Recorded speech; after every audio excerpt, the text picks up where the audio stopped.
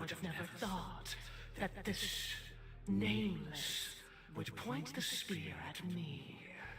Quite astonishing indeed. If I have offended the Dream Master, it's just to prove that the Charmony Festival has nothing to do with the Stellaron. Someday, Rob, the magnitude of someday.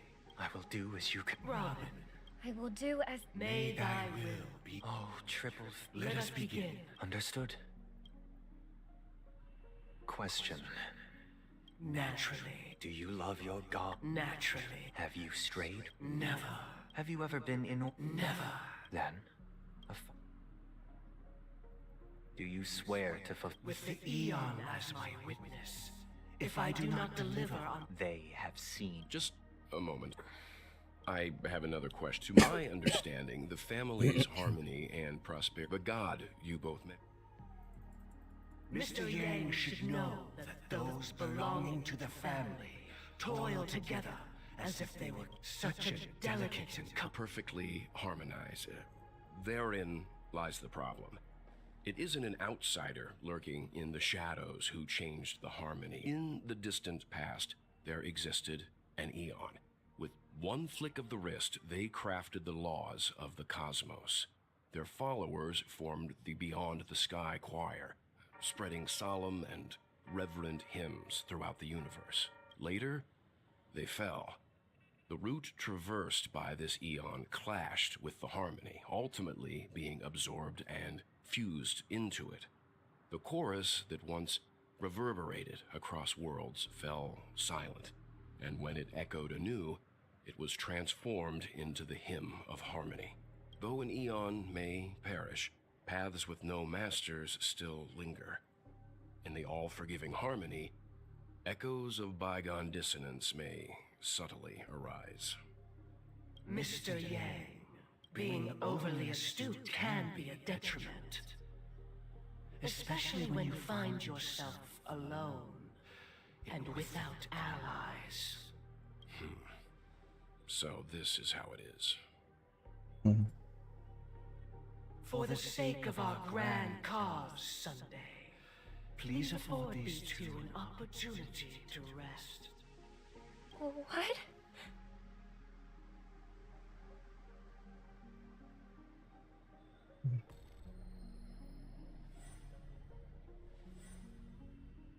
Sorry, Robin. It's just you. I did not wish for you to know this. It's a pity that things have turned out this way. So, this is the true reason I can't sing? The shadow that envelops Penacony is actually...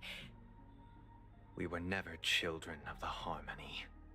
Our ideal paradise could not have been crafted by Shipe. True bliss can only be guaranteed by the one who transcends the many. Within the foundation of law, humanity establishes civilization, and through harmony, in order, we obtain. It's actually made sense because I realized why would Shipe look at us and give us the Harmony Trailblazer? Unless the Harmony isn't actually the Harmony. To think that there would be remnants of the Order on Penacony. The Order. What have you done with Mr. Yang and Miss Robin? Don't worry. I just gave them some time alone to ponder their fates. You should know that these actions make you an enemy of the Astral Express. Should we need to stand against the Nameless, it would only be myself and the Oak family involved. But we haven't reached that point yet, have we? Your efforts for the justice of Penacony are evident to everyone, and have been widely observed.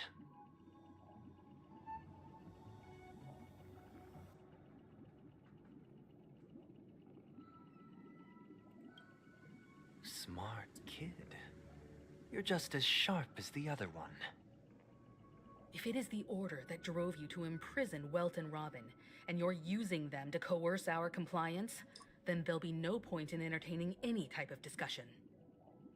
You're mistaken, Miss Himiko. They are in very safe hands, and just as the family has always proclaimed, no one can be harmed in the dreamscape, least of all in the beautiful new world belonging to the Order. Penacony and the entire universe have witnessed far too much innocent bloodshed. The strong wield their blades against the weak, and the victors push the vanquished to the brink of life. Natural selection. The world abides by this principle, establishing the well-being of humanity atop the corpses of the downtrodden. Only we, or rather, I, possess the power to put an end to this farce. So you've decided to resurrect a dead Eon? No one's ever done such a thing. If Miss Himiko is interested, let's draw back the veil and speak candidly. I've always firmly believed that people can understand one another through peaceful means. I'm willing to divulge the unembellished truth as to the intentions of the Order's Pathstriders, so that you will make better judgment for the Astral Express, for Penacony, and for this stretch of the universe. Words can hardly do justice to the beauty of that ideal. So, come with me, everyone. Let us retrace our steps and see once again where this road leads. Huh? Where'd he go? Welcome. This isn't any location in Penacony's dreamscape. It's my inner world. The reason the scenery before you remains unchanged is because your consciousness has drawn on similar concepts to fill in the gaps.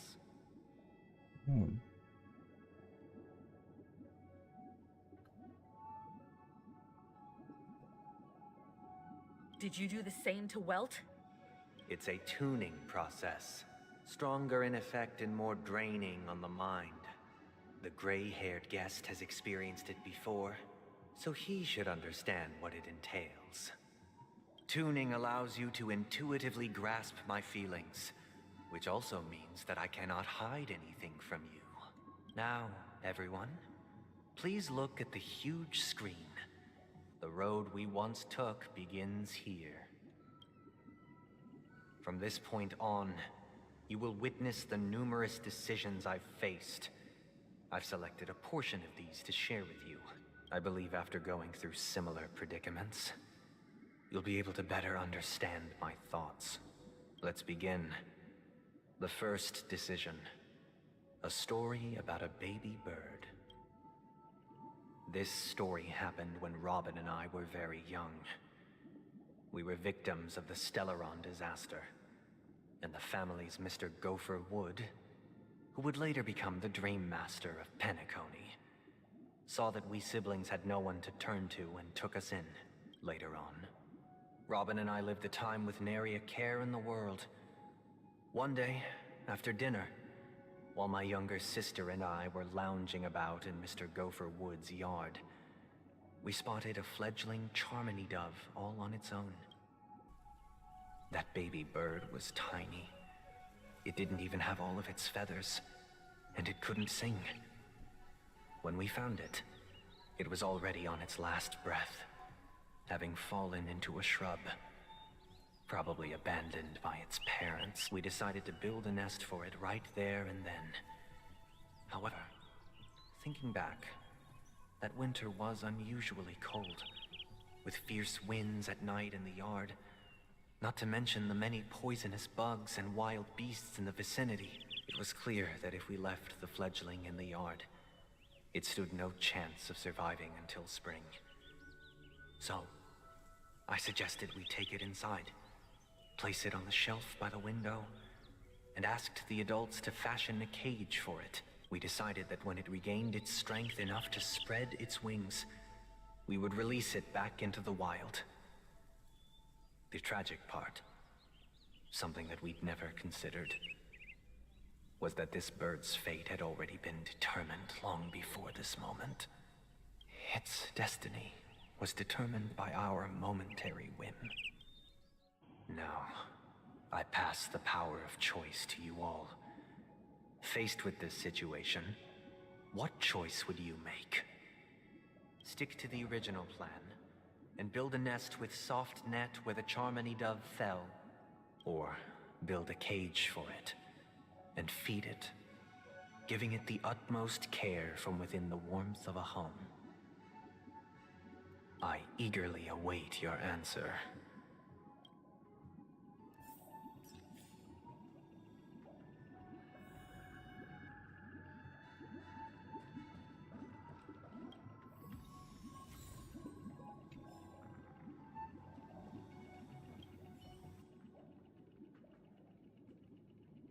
I can't decipher his intentions right now, but based solely on that question, I would probably choose to build that dove a cage. Even if I was gonna release it back into the sky, it'd have to be strong enough to fly first. If I left it where I found it, I fear it'd never get the chance to fly ever again.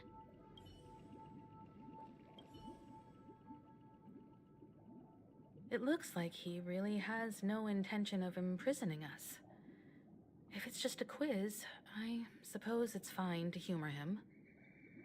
Back to the question.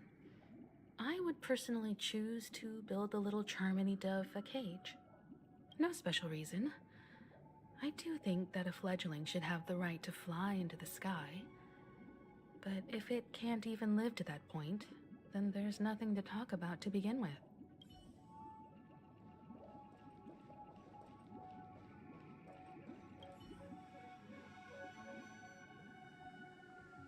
That guy just casually throws this kind of question at us?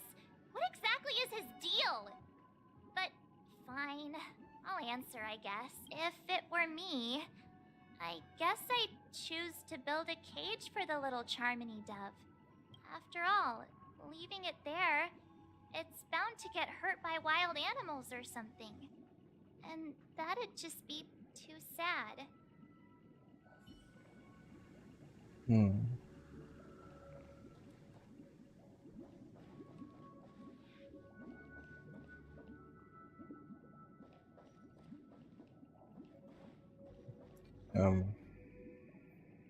Personally, I would actually go for this because I've done it before. Not the bird, but for stray cats.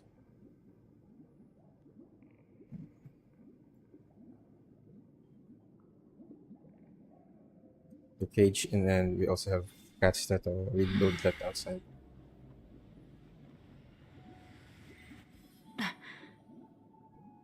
Yeah, I'll go with this one.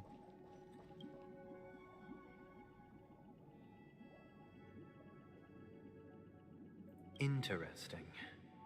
Since you've made up your mind, allow me to reveal what fate this choice will bring to the fledgling. Probably that. From what I've observed, there are at least 3 predators in that yard that prey on small birds. The Vosicle Scorpion, Asdana Wolverine, I do have and the Huntington Winged Scorpion Snake. Wolverine Even if they shy away from in your humans, yard. these animals are still near apex predators in a fenced location like a yard. In such a location, only one fate awaits that little Charmony dove. A painful death. As for the choice you made, I am deeply sorry. Now, let us advance to the second decision. This time, it's the story of a dream chaser. This story happened when I was appointed as Bronze Melodia, a position exclusive to the Oak family, charged with Leaving listening it the to the cage should problems and extend its life. vexations of dreamscape The end could residents, also die. and providing them with the relevant guidance. It was during that period that I had the opportunity to hear voices from all corners of the dreamscape. Joy, sorrow, arrogance, regret. The complex tapestry of human nature that formed the world. And I was fortunate to catch a glimpse of it.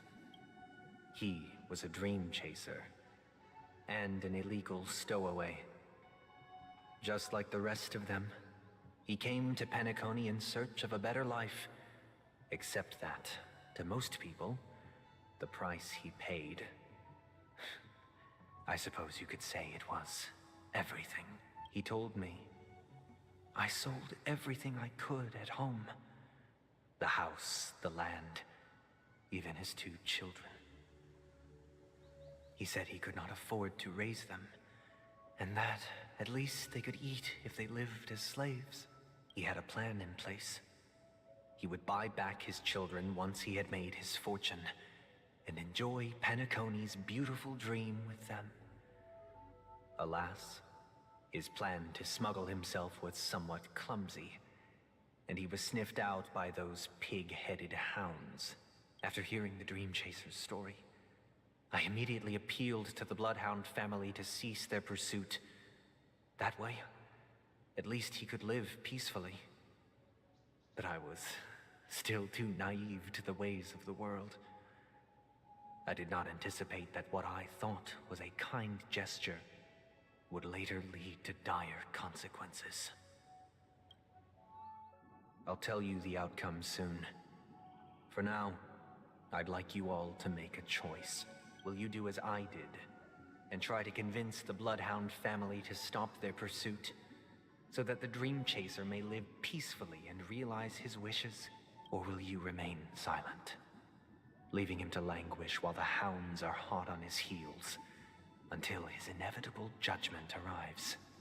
I look forward to everyone's decisions. Who knows? Perhaps they might even alter the outcome of this tragedy. I think it's gonna be a tragedy either way. This question... Surely it has some connection to the baby bird story. And this connection is precisely the breakthrough Sunday aims to use to persuade us. I'd probably choose to ask the Bloodhounds to cease their pursuit.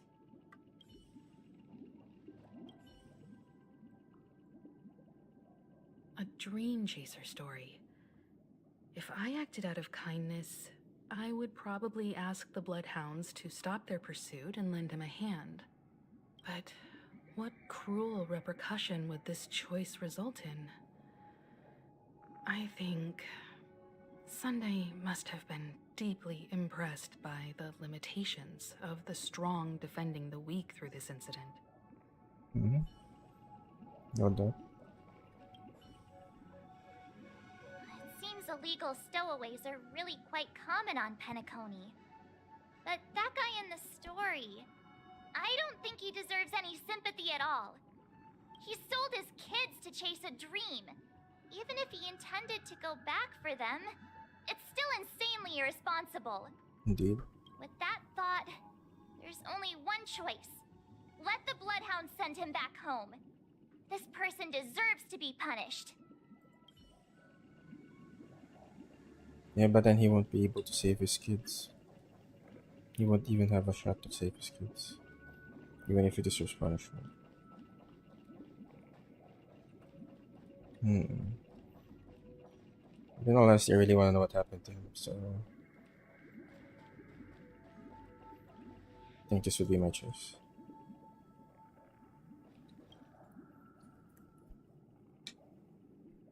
I'm honored to witness you arriving at the same decision.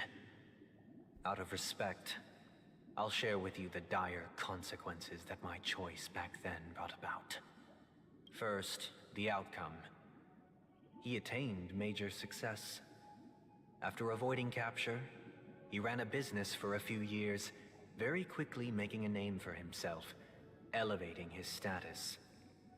He might not have become a tycoon like old Audie, but he was considered a character of excellent repute. He became the bad guy. Did he realize the wish he set out to achieve? No. The last time I saw him was in the real world, where the hounds were going to permanently exile him, and I was the accompanying bronze Melodia. The mission was simple. Listen to the criminal's repentance. He told me the reason he was in this predicament was because he conspired to usurp See, the this head idiot. of the Alfalfa family. When I asked him about his 2 children, he instead responded with a question. What children? In the end, my heart aligned with the harmony, and the good deed I dared to undertake held no value, turning instead into a wrongdoing. It created a lamentable oppressor and countless oppressed individuals.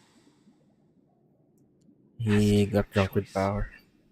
I once again offer my heartfelt apologies. Next comes the 3rd and final decision. And the story this time is my own. This story happened the day I was appointed the Oak family head. At that time, Mr. Gopherwood was the current Dream Master. And as per his wish, we had a private conversation. What surprised me was that the Dream Master had only come to deliver a letter to me. He let me read its contents, and it was a letter from my sister. The letter contained the usual pleasantries, anecdotes from her travels, nothing out of the ordinary. Just as I started wondering how this letter related to our discussion, the Dream Master began to speak. Do you know who wrote this letter? My sister, of course. But why would you personally visit me to hand me a letter from my sister containing mere trivialities?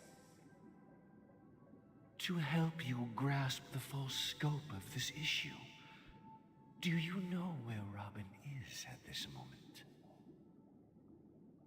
From what the letter indicates, she must be in Caspelina 8, correct? She's touring there right now. Correct. Why are there Has quotation she marks in mentioned your master's anything name? about a stray bullet? Stray A bullet. stray bullet? What? A war has broken out on that planet. It is because of this very reason that Robin chose this destination. To spread the word of the harmony. And to save the lives No, she went to of the front planet lines. she personally made for the front lines. She hoped to ease the people's suffering with song, and was willing to brave mortal danger to deliver the IPC's medical supplies. Unfortunately, stray bullets show no such compassion. Is she all right? If the operation was successful, she should probably be recovering in the field hospital. By the eon above, the bullet struck her neck directly, yet possibly as a reward for her consistent deeds of harmony, it didn't hit any vital arteries. Once you've attended to your outstanding tasks, it'd be advisable to write her back as soon as possible. Those damned savages! I'll pack my bags right away. My gratitude for bringing this to my attention, Mr. Gopherwood. Now you understand why she always wears such elaborate neck ornaments, don't you? How could this happen? Miss Robin. It's all in the past, so please don't worry. I share this in the meager hope that you will understand the harmony's limitations and predicament. As grandiose as the strong defending the weak sounds, many times, it is nothing more than wishful thinking. Likewise, I've prepared one last question, one last choice. But rest assured, this choice will not have any grave consequences. Because this is merely a figment of imagination, a nightmare that has haunted me through countless nights. If you ever had the opportunity to make a choice like I did, would you still support Robin's journey on the path of harmony?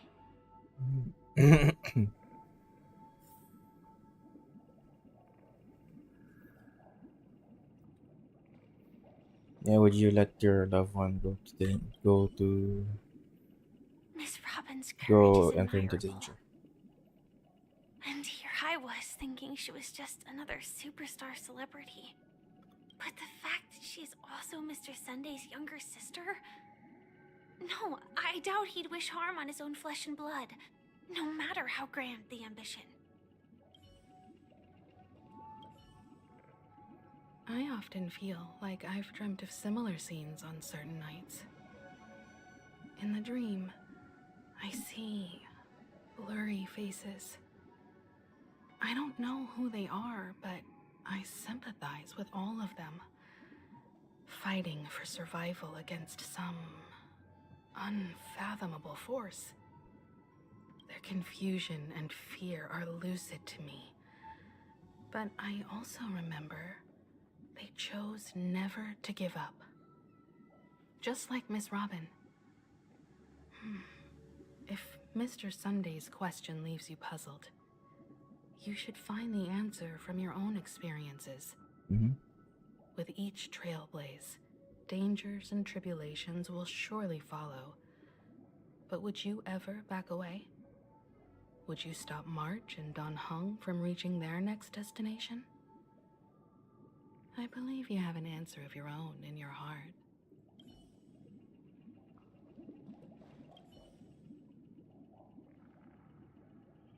I can't believe that happened to Miss Robin. The strong defending the weak is a great mantra, but if I had to pay such a price, I don't know what I'd do. Force Robin to go on her journey. Stop her from going on her journey. It's really tough. On one hand, you want to support her because she's doing it for a noble cause. On the other hand, you want to keep your family members safe. So personally, I'd go this route.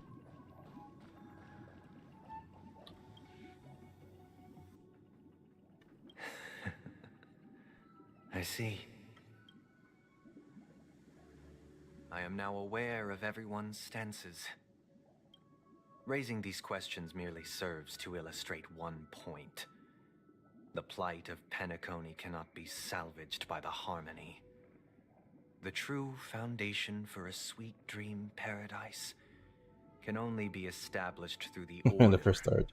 where the strong govern the weak. I know the suffering of being tormented, the turmoil of losing your way, how sorrow and even despair set in when matters don't work out. All of this causes me unending pain, because this is not what happiness is at all. We must teach the weak how to live a happy life. And this life isn't some noble propriety that the upper crust preaches, but in definitive terms, a way of survival that belongs to everyone. So what is your definition of living a happy life? Good question. Human consciousness is fundamentally an illusion, a cage known as self-worth. People lured in by this illusion make mistakes, yet still ask that external influences bear the burden. When one mistake after the next permeates the masses, they become impossible to trace. Thus, the amassing of these individual cages culminate to form a prison, a place dictated only by the rule of survival of the fittest. Nature is always accompanied by predation and sacrifice. Its antithesis is known as order. Order. That is what I want to do. Unite people's happiness under the banner of order. They won't need to make bitter choices any longer, nor face the weaknesses of humanity. They can cast aside their primal instincts, to build a haven for mankind. Simply describing thoughts is far too abstract, so allow me to provide a simple example. As you all may know, there are societal norms like weekends and long weekends that exist on some worlds.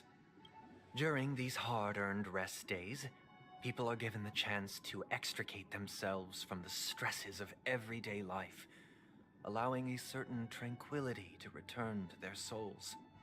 And it is only on these days that people do not have to adhere to the law where the strong prey on the weak. They can live out their lives happily during these brief intermissions.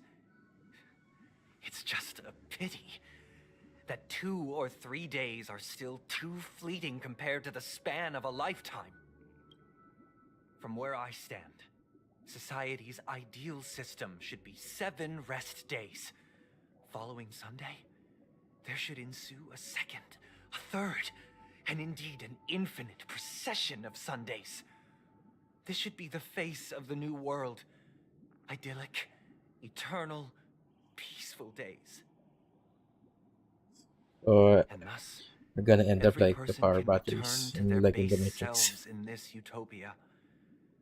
Some gaze in reverence at the stars, pouring their whole beings into calculating the distance between us and the isolated world of Pagana. Meanwhile, some seek refuge in quiet corners, holding one another, unencumbered by the chains of unwelcome We'll all obligations. be living in a simulation. There would be no need to bear the hardships of reality. Only in this way can humanity face the inevitable end with the purest of spirit, living a life of dignity. This is what it is to live in bliss. Miss Firefly, you who are stricken with entropy loss syndrome, you of all would surely understand this.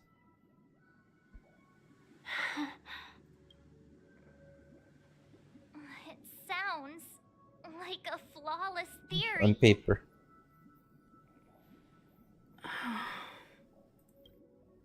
But what is the price to attain all this? Exactly. The cost is minute, merely a personal and eternal sacrifice.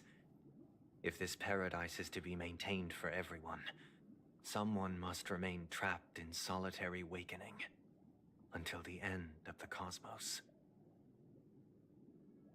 Awakening. Which means that this so-called paradise is still a dream. Exactly, it's the Stepping Matrix. into this paradise means forsaking reality, correct?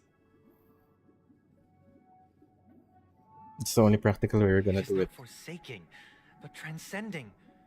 Flesh, blood, sorrow, weakness.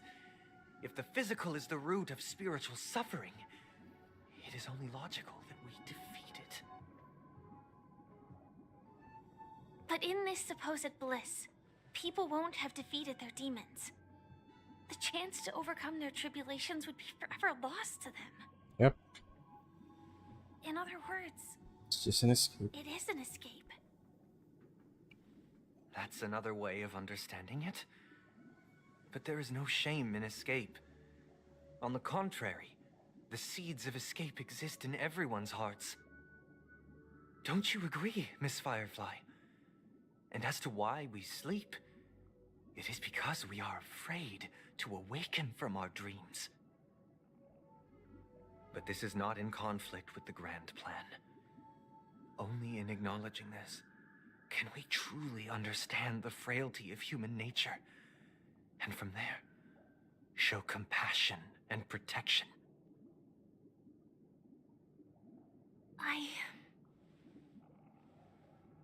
I admit that you are a born leader. Your perspective on humanity brims with pessimism.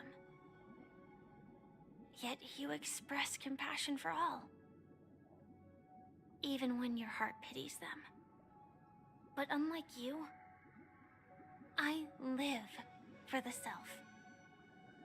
From my perspective, individuals making choices for themselves is their birthright. want to escape It's, may it's be basically innate in the weak. red pill, blue pill.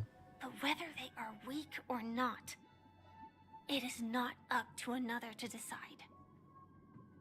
Perhaps in your mind, you also view me as weak?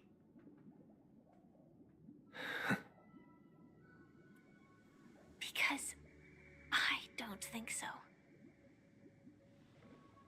Since Miss Firefly has said her piece, the Astral Express will also naturally give you our answer.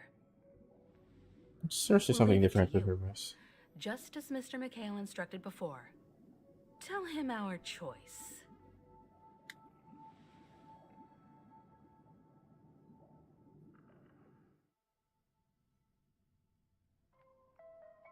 What is this place? Does this place ring any bells, Misha? I don't know, but I feel a sense of deja vu.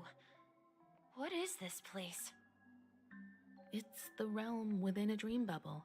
This was left to the Astral Express by a nameless, but weirdly, when we entered it, it was completely empty.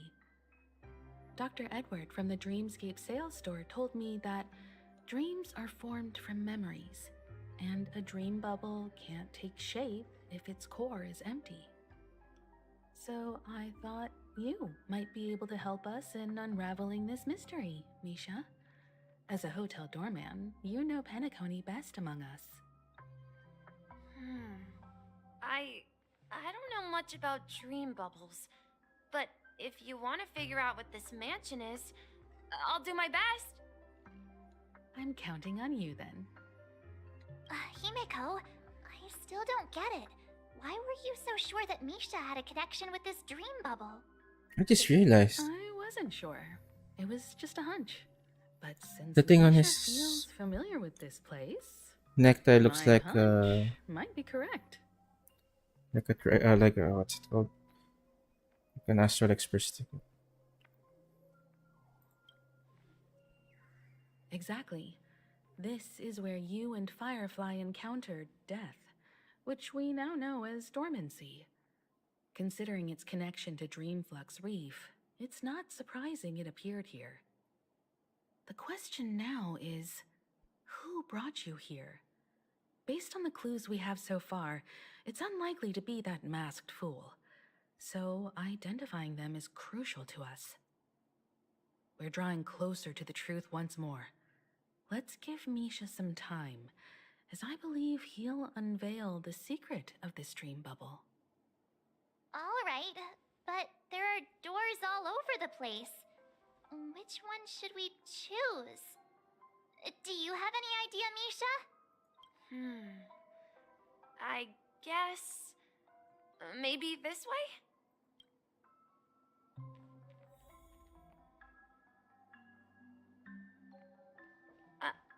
I'm not entirely sure, but let's give it a try.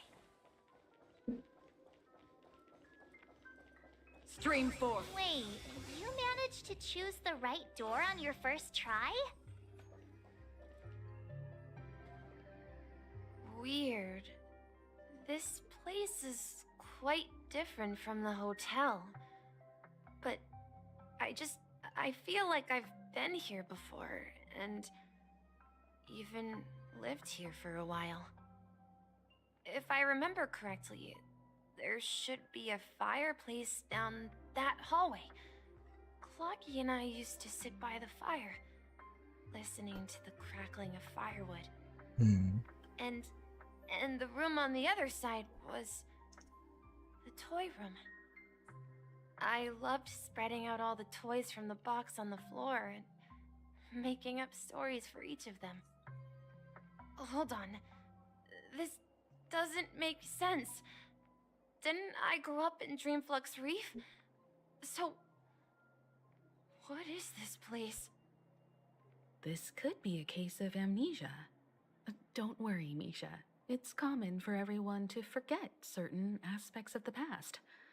Those memories haven't vanished. They're just lying in the depths of your mind.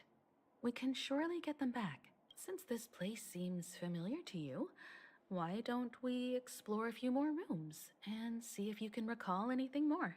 Yeah, then let's check out the rooms I just mentioned.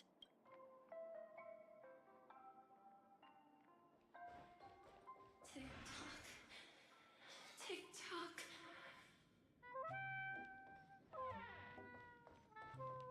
I heard some noises from the room. Origami Bird? That's a friend of mine. You and Origami Bird are friends? Yeah. It's a member of the Compass crew, just like Clocky and Miss Mirror. And there's more than just one Origami Bird. They are a big family with lots of brothers and sisters who look the same. They follow Miss Mirror's orders and handle all sorts of jobs on the ship. They're the best sailors. Sailors? Can Origami Birds be sailors? Could you tell us more about the compass, Misha? The Compass is a ship bound for the New World. Clocky and his partners travel through layers of fog to the depths of the sea. Whenever there is danger, Clocky will use a compass and guide the ship in the right direction. That's a great story. But in the Penacony cartoon, Clocky and his partners have always lived in Dreamville and never ventured out, right? Huh? Oh, that does seem to be the case. Weird. I clearly remember Clocky arrived in the New World in the end. Perhaps Clocky has a hidden past. Yeah. So, where has Clocky gone? Did he leave to protect Dreamville?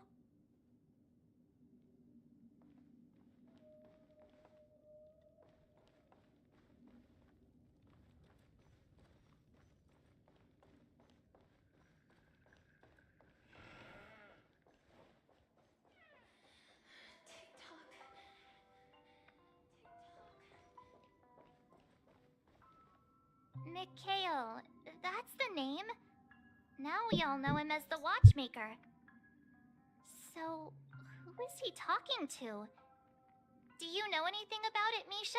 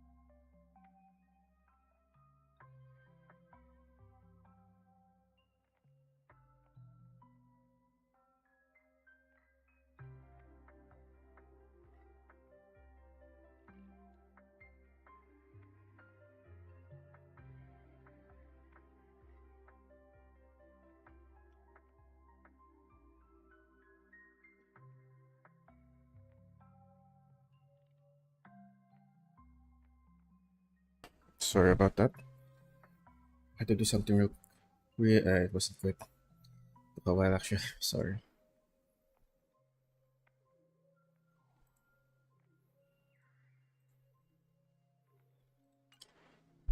I'm sorry.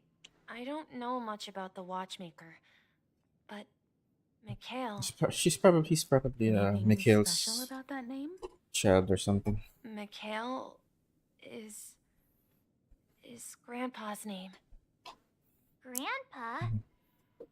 Do you mean you're the watchmaker's grandson? Kinda makes sense. But we haven't heard anything Yeah, they both about have the Russian watchmaker names. having descendants. And the name Mikhail is not rare. Perhaps it's merely a coincidence. Could you tell us more about your grandpa, Mikhail? Yeah, sure. He was a seafarer who fearlessly ventured into mysterious seas and storms. Oh yeah. He was always on the sea and had lots of friends who accompanied him on his travels. He didn't want me to call him Grandpa because that would make him sound old. He believed he was still young. The name Mikhail was given to him by his parents, Mihaly and Elise, both renowned seafarers. Every time he came back, he'd share his logbook with me and tell me about his adventures at sea. I want to become a great adventurer, just like him. Is Misha joining us It after appears this? that the seafarer has nothing to do with the watchmaker. So, perhaps it's just a coincidence? So, where is your grandpa now? He went off on a new journey, and it's been quite a while since I last saw him. I think I hear the sound of water. You once mentioned there's a magnificent fountain up ahead.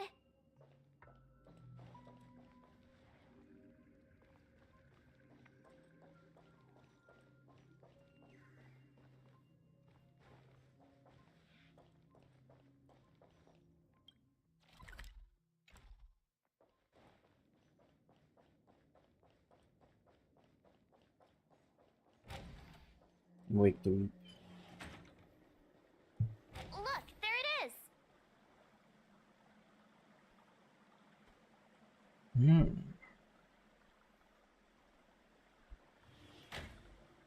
The water resembles a precious jewel, embedded in the dreams of all seafarers.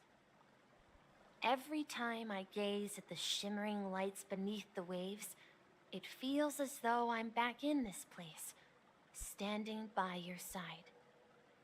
Have you recalled anything, Misha? Yeah, I saw these sentences in Grandpa's logbook. He used to say that despite the perils of the sea, whenever he stood on the deck in the afternoon, overlooking the sparkling waves, he would think of this fountain in front of his house. He often said that those moments felt like returning to his family's side, and the difficulties at sea didn't seem quite as challenging. You know, I quite understand such sentiments.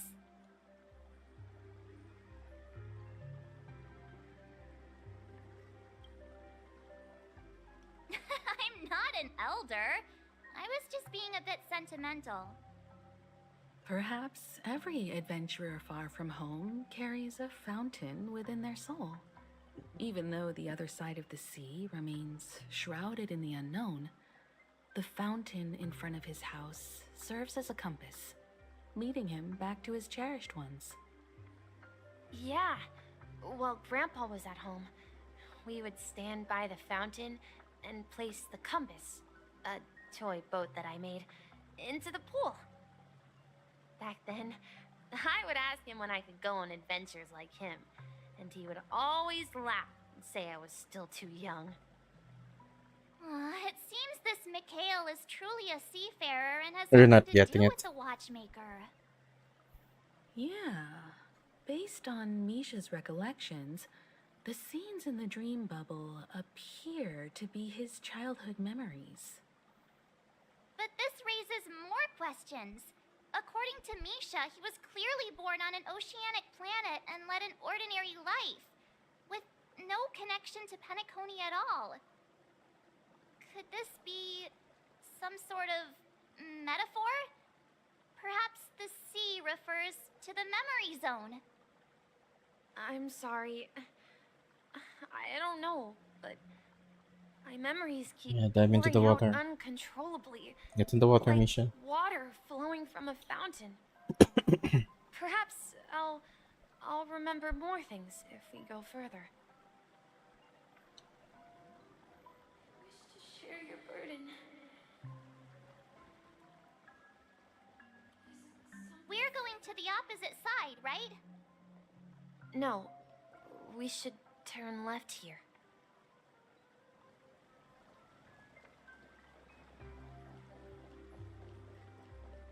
Uh-huh.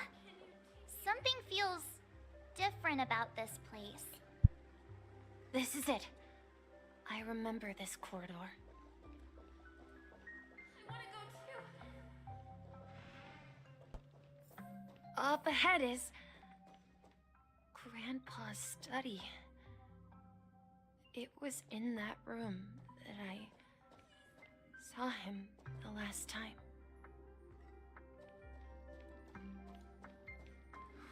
Will you come back? We've lost our way out of the fog so many times. Across the ocean is our destination.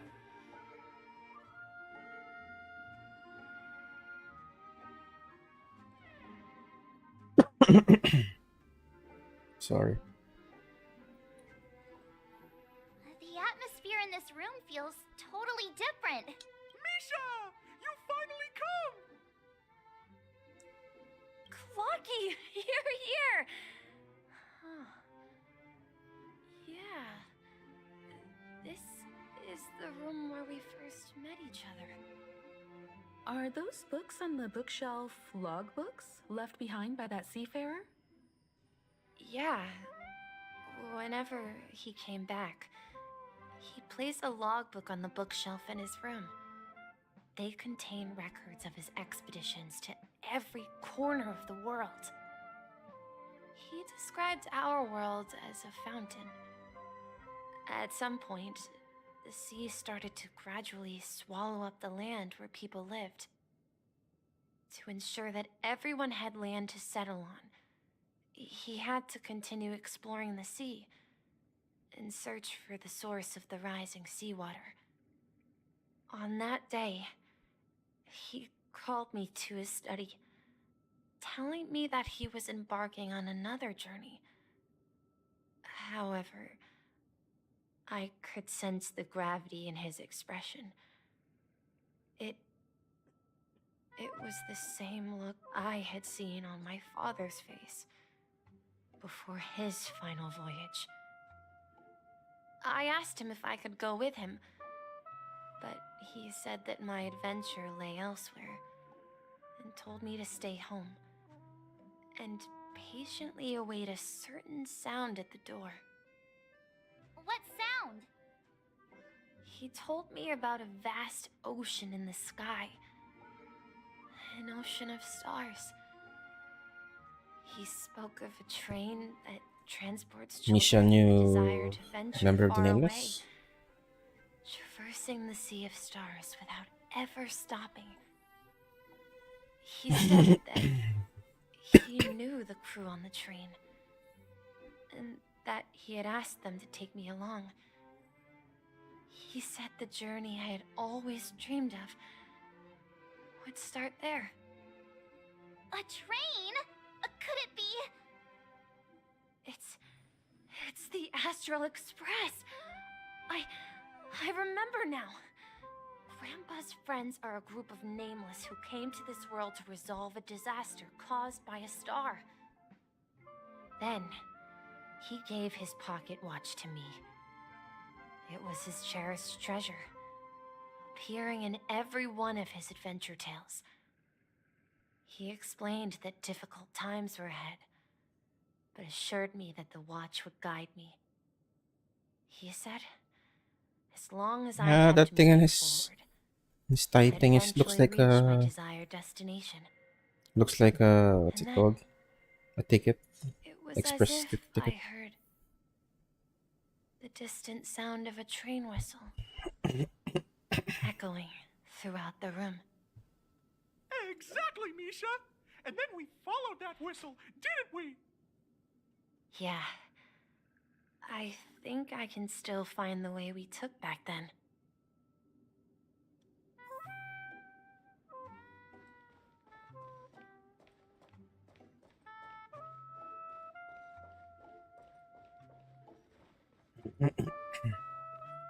This is the dream jigsaw, right? So we're supposed to find the exit.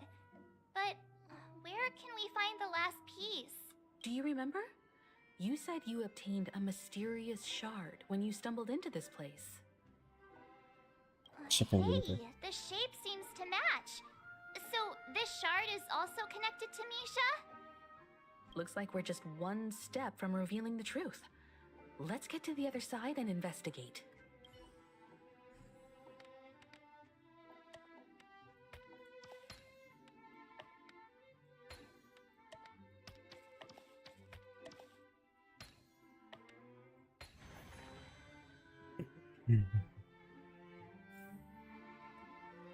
See you on the other side. This is it. This is my room of clocks. While I spent my time waiting for Grandpa to return from his voyage, Walter gave me this workshop, and it became my Who's Walder? secret base. Here, I learned how to repair clockwork and gears out of my fondness of precision mechanics. So Misha's the actual watchmaker. In my dreams, I was the captain of the compass, embarking on adventures with my companions, Clocky and Miss Mirror, in search of the new world. I was born and raised here. So, this building in the dream bubble is your childhood home? Yes, but not exactly. To be more precise, this dream bubble itself is my home. Looks like you've remembered everything now. Wait. Why does it feel like everyone else knows something I don't? The only one still in the dark. March, do you remember when he mentioned a clocky that only he could see? Yeah, the little guy here, right? But we all saw him in Dreamflux Reef, right? And Mr. Yang even greeted him. Looks like everyone on the Astral Express has a childlike spirit. The answer lies in the Astral Express. His experience shows that neither Firefly nor Acheron can see this clocky. And when we were in Dreamflux Reef, you may have noticed that for some reason, nobody outside of the crew had ever talked with Clocky. You wanna sound like a smart guy or just say the truth? A mimetic life that can only be seen by a select few? It's just like a hidden message left by someone for the nameless. But Misha can see Clocky too, right? They even grew up together. But Misha hasn't started the way of the Trailblaze yet. That's the key to the mystery, March. Now take a moment to recall. Have you ever seen anyone outside of the crew interact with Misha? My idiot, he's also. No way! That's the answer, March 7th. This dream bubble is the place where I was born. And I'm a dweller in this dream. Just like a memory zone meme. I should have stayed here and waited for you. But when reality and memories merged, I unconsciously pushed open that door and left the bubble with Clocky. So it's not that the Watchmaker's dream bubble is empty, but rather The Stuff stuff inside inside ran ran away. away?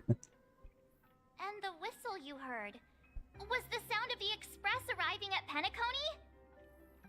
That's one way to see it, but I believe there's a longer story behind all this. It's best for Misha himself to explain all the details. How about we start with your name? Now, should we call you Misha, or... Thank you all Maker. for helping me rediscover my true self. Now, please allow me to reintroduce myself.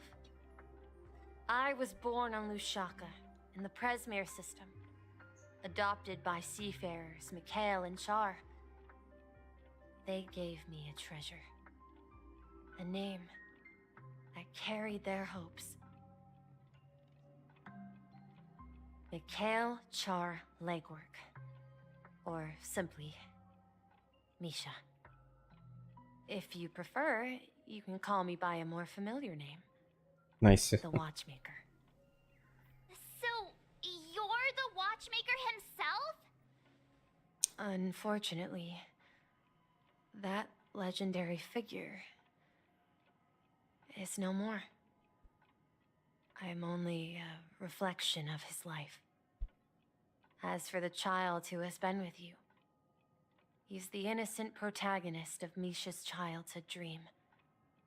A friend of Clocky, a young apprentice, and a future mechanic on the Express.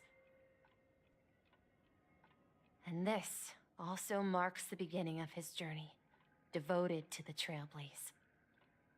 At the end of the journey, I left this little flame, which I so cherished, in my deepest dreams, hoping to pass it on to the nameless of future generations. Interesting. However, he somehow left the dream bubble and forgot all about his task. I apologize for all the confusion this caused. Because he was born with a desire to trailblaze, wasn't he? Mm-hmm. I don't think Misha has forgotten his role as a guide. He remembered it, and that's why he mistakenly appeared as a hotel doorman in his dream from the very beginning. The one who brought our unconscious friend here must have been Misha. If that's the case, we encountered the Watchmaker's legacy from the beginning, didn't we? That was a nice twist.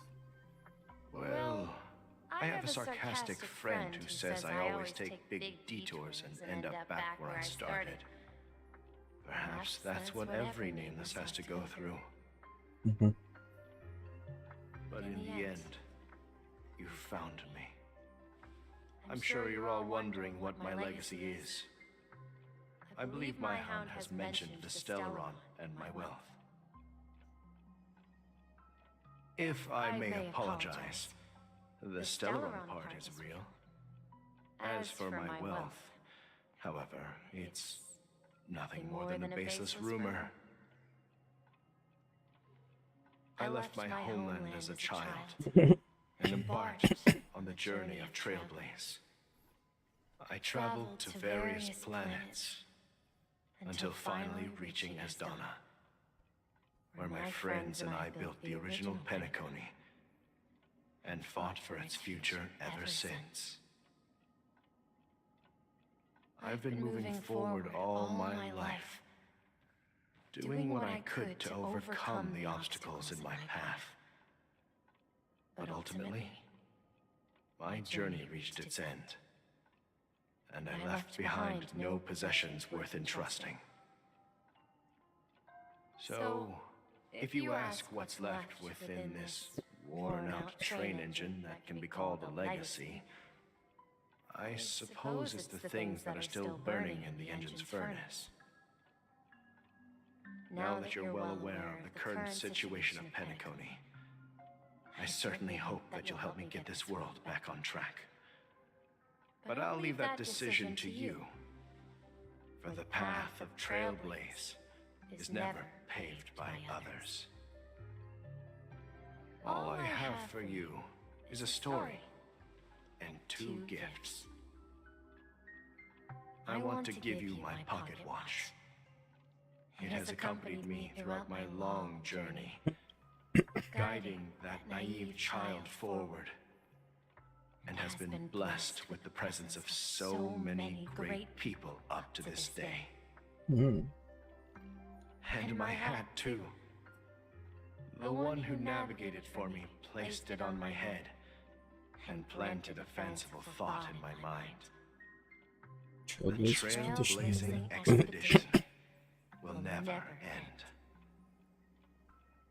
Now, it's time for you to make your choice. Once you've made up your mind, open that door and enter the long dream of an old man. I'll be waiting for you at the end of this corridor of time. It's like I'm watching All right, everyone. Let's make a decision. Loki. Although I don't think anyone will have any objections.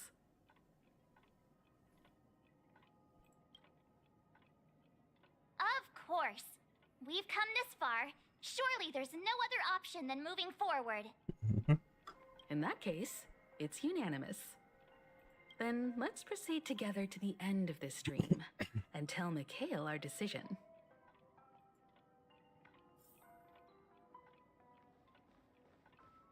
Tick tock.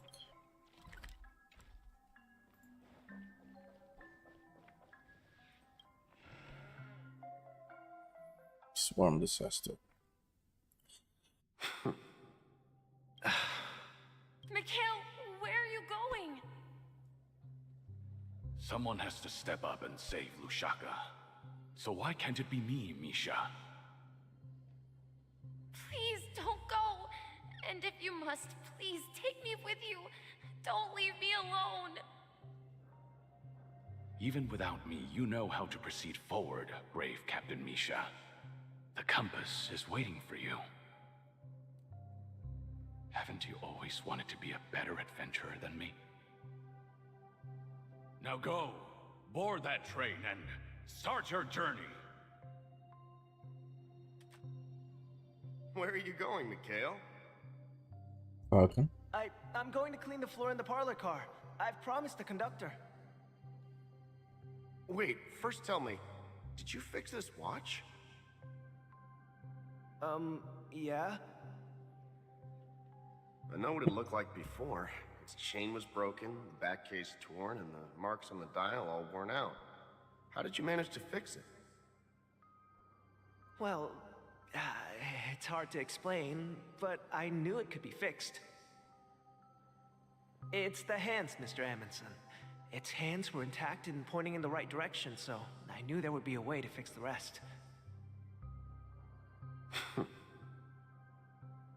I see. You'll work with me from now on. Haven't you always wanted to tinker with this train? You're its mechanic now. As for the conductor, I'll do the talking. But I only know how to fix watches. Don't worry. You've got what it takes. I'll teach you what you need to know. Where are you going, legwork? It's time to head to our next stop.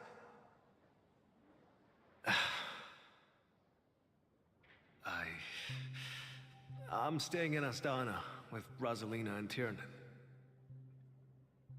I see. This place reminds you of home.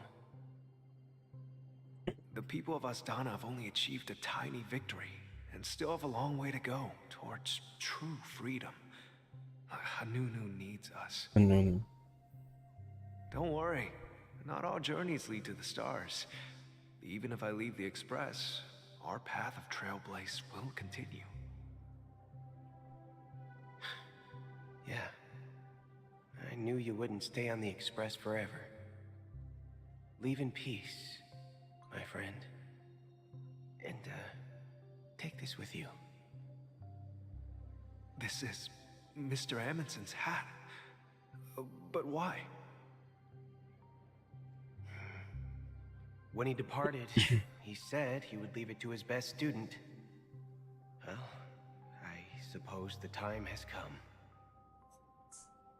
Farewell, legwork. Take care of Tiernan and Rosalina. And don't forget to write to us.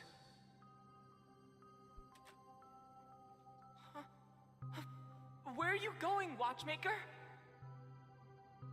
Don't worry, Micah. Just going on a little trip. Someone has to be at the forefront of the interstellar frontier, and I'm the only former Nameless in Penacony. So why can't it be me? Because you're all we have! Have you forgotten about Tiernan? The cosmos is way more dangerous now. What will happen to Penacony if we lose you too? Like there's What will happen to Penacony? seriously something weird with the Don't find a timelines way here. out? People look dear. older than they appear, or younger than they How could I appear. ever forget him? I've spent countless sleepless nights asking myself why I didn't go with him back then. We Nameless won't stop. Don't worry, Micah. It's just a matter of getting back to my old profession. Just wait for me to come back. But if, and it's a big if I don't come back in one piece, then you'll become the next Watchmaker.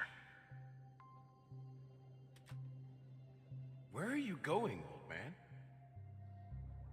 Oh, you're here. Answer my question. What are you up to? Relax, Gallagher. I just came up with a great idea. Wanna hear it? Oh, come on. Aren't all your ideas just ways to get yourself killed? I may be blunt here, but you're the last remaining hero in Penacony. If you die too, the secret of the Stellaron will go to the grave with you. Yes, I'm afraid there's no way out in Penacony, so I'll have to consider alternatives beyond Asdana. We'll organize a festival using the Watchmaker's legacy as a facade and send invitations to the entire cosmos to gather people here. So, a desperate struggle against the family?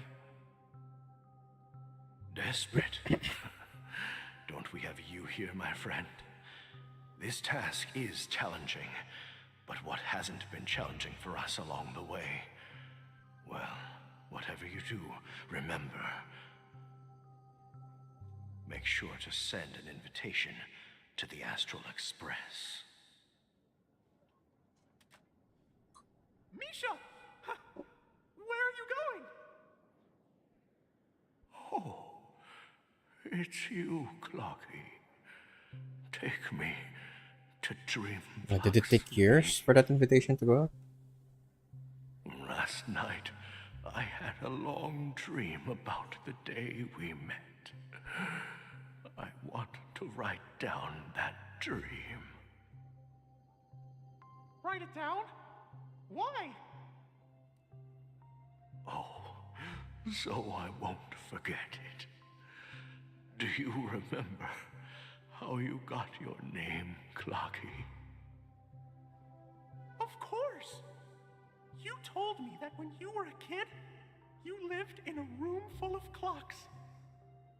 Those wall Tick-tock. clocks and pocket watches grew up with you and were your best friends. Yes, but what I didn't mention was there's a funny misunderstanding behind it. I was a kid, and there was always a special pocket watch in my memories. It was with my grandpa, guiding him on his sea voyages and leading the way in his every adventure story. I wanted to have a pocket watch like that too. And that's when you appeared in my dreams. Yeah. Every night, we boarded the compass and set sail together. But you know what? No.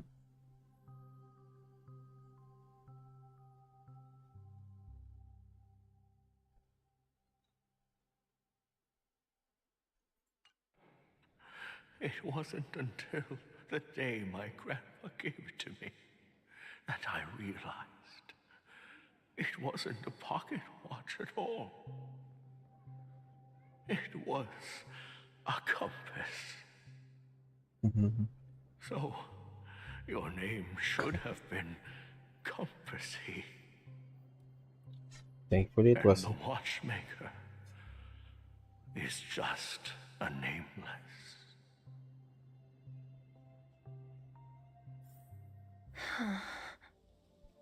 We've arrived at Dreamflux Reef. So, where to next? You know, Clocky, I don't think I'll be going anywhere else. Please, wait a sec!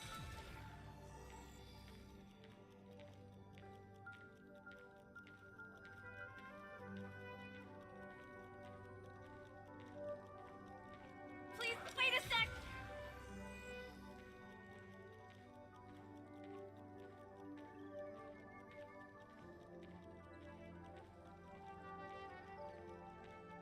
Please, wait a sec!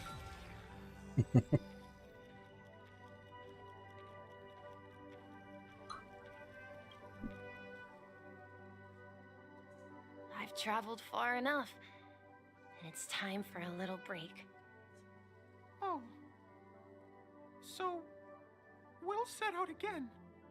When you're rested? No, I'll stay here. And then, this is where it ends. This is...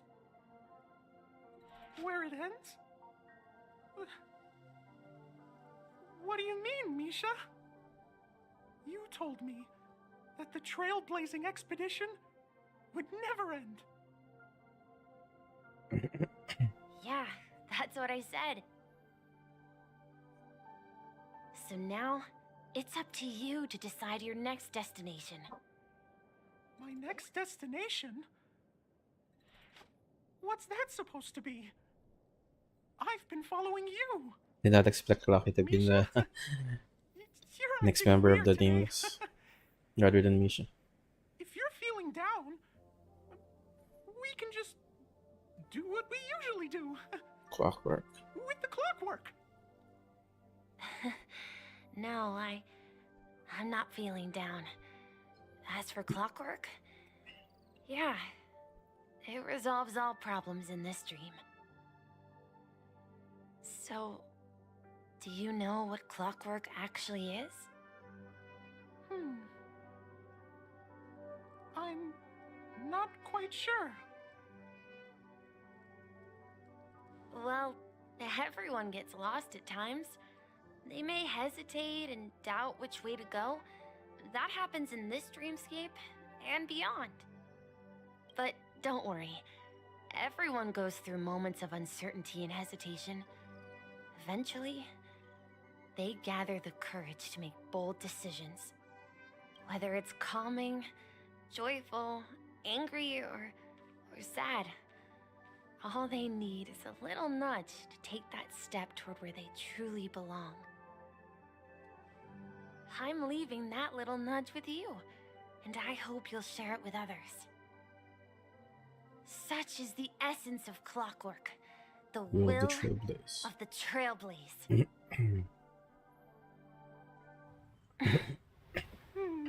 Clocky's hands spin around non-stop, indicating confusion, frustration, and weakness.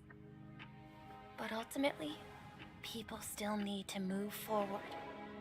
Just like your hands, always pointing ahead. This is where my journey ends. From now on, it is your path to walk.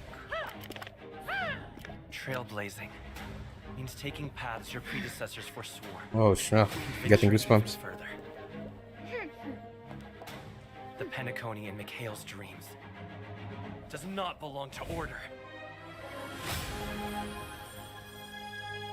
Cheapay.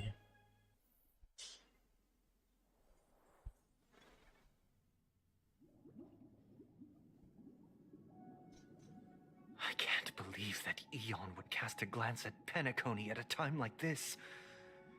Is it because of the resonance from the legacy of the Trailblaze? Or perhaps the bond between you is so strong that it even impresses an Eon? Well, there might be another possibility. Perhaps they want to witness, on behalf of the fallen Eons, who will hold the future of Penacony.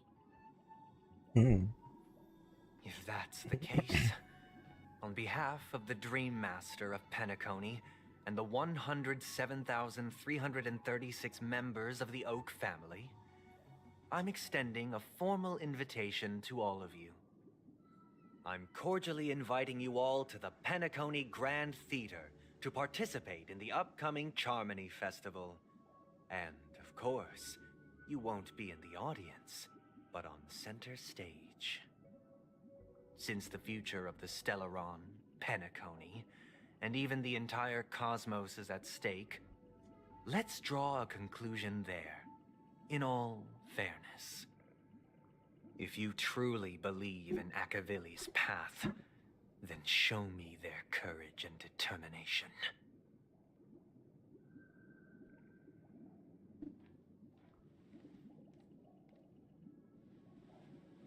It's gonna make us wait. Tread on a brand new path. Nice. Very nice.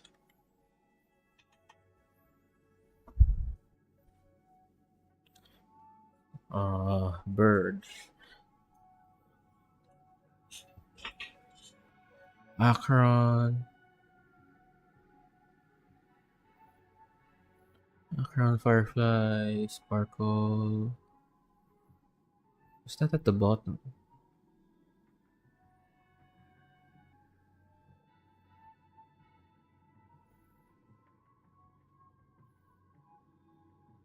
Who's the one wearing glasses? The bird's probably Robin? Bootel?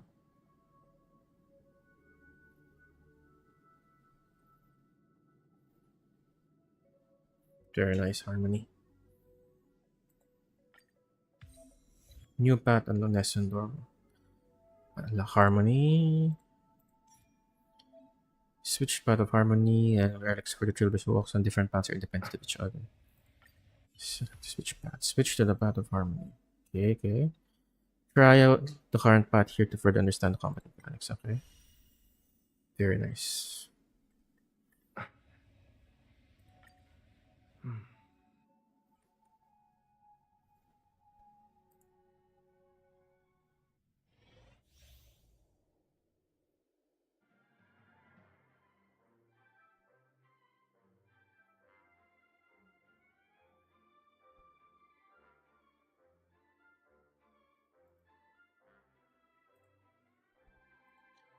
Increase break effect of allies, cause additional break damage to allies attack enemies that are weakness broken.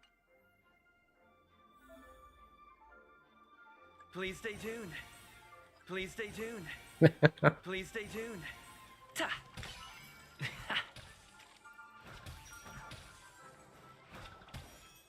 Anything new with this setup?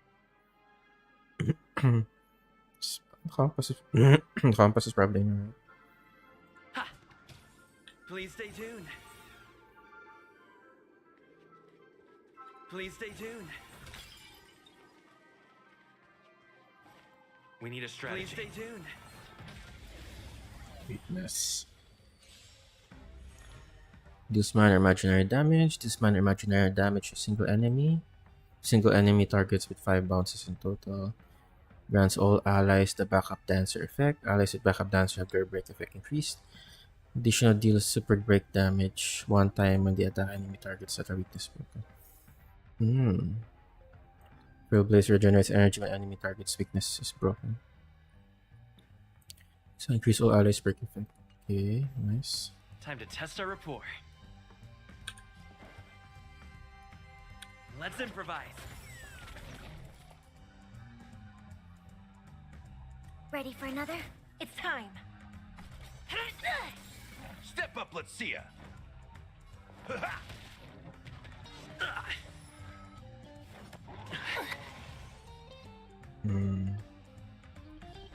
Dreams do come true.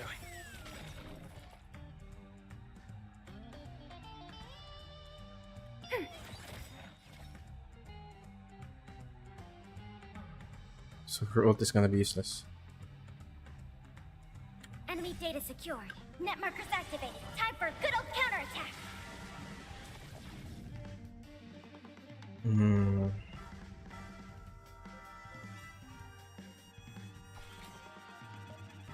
I might as well. The mood is set just right.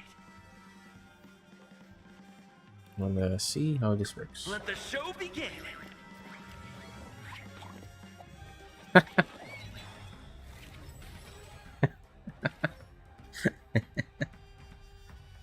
So funny. Super break. That's all you got? Stay in step. Let's Super improvise. break. My giddy Ready for another? It's not worth using her ult here, but I wanna see. Order of the Ten Lords, execute the Marastruck!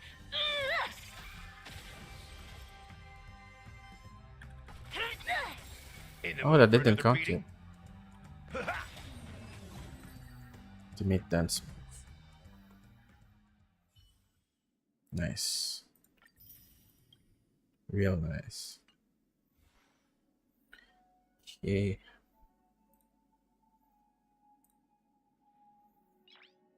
I might as well build, build him right now. Nice.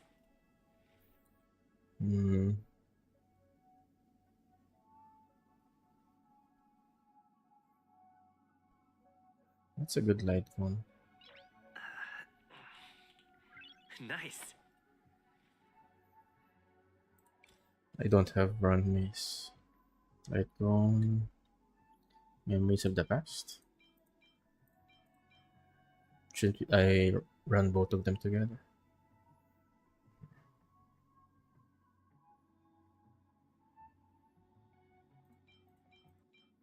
I just stick machine clocks in them.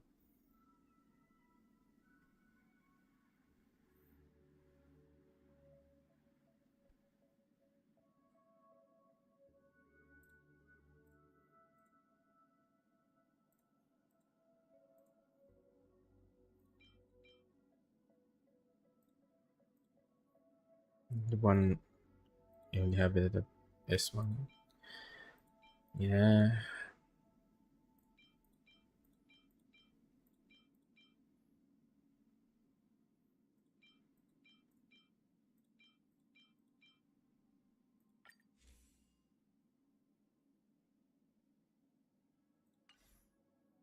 Just using machine clocks for this one.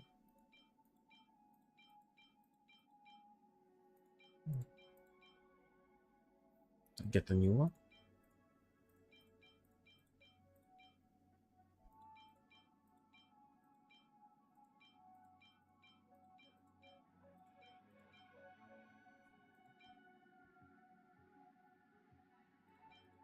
Dance.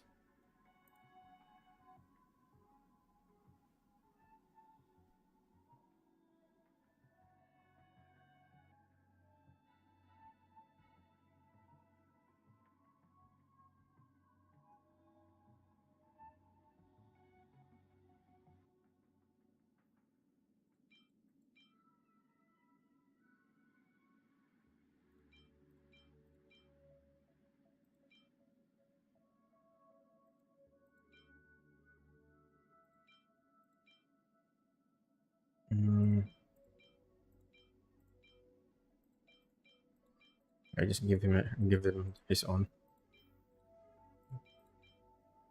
Why not? Oh wait, not.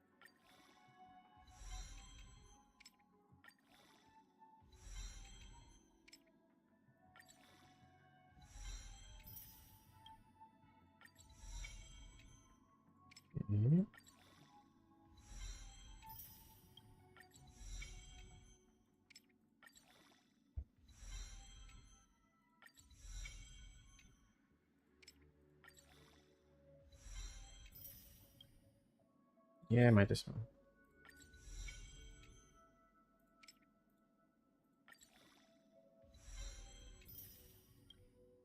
Should I max it up? If I don't feel like maxing it up, well, we should at least try to max one up.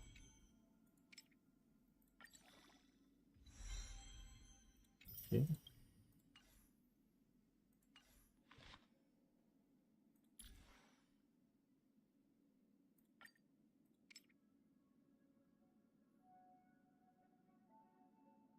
Still don't feel like maxing him up, but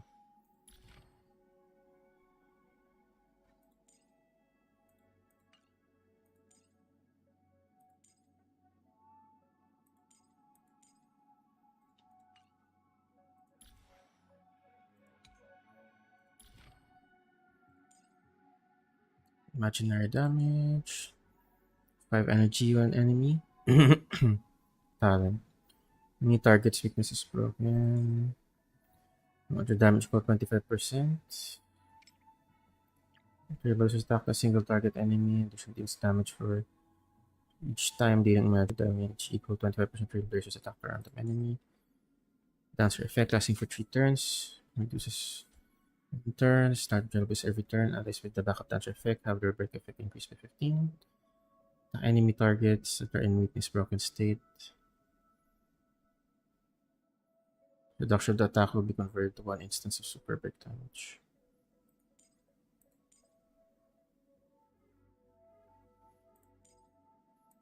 Okay. Enemy targets in the field is 5 or more. Damage triggered by the backup dancer effect increases by 20. Oh my giddy.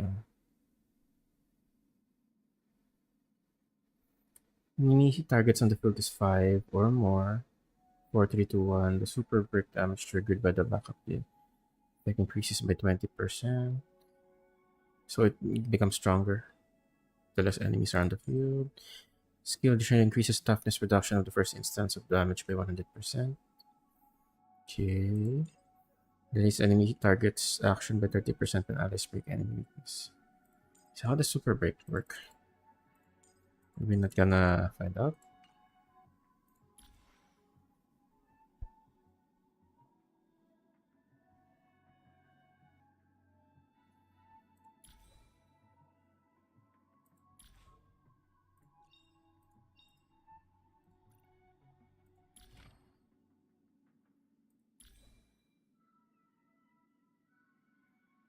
I'm pretty sure I have a lot of watchmakers.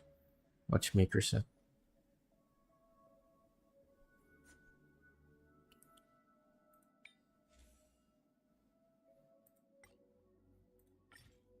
Watchmaker.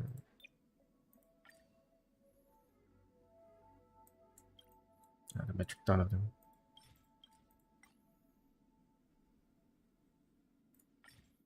Break effect.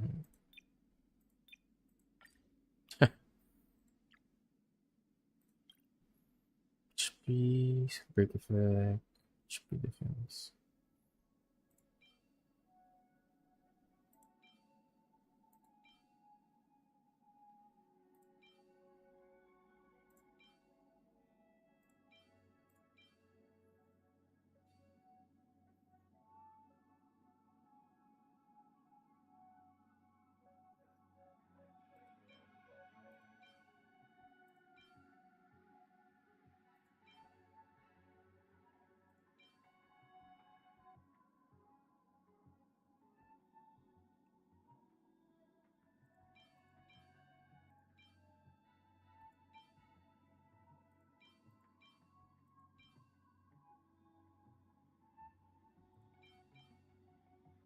I should try this one first.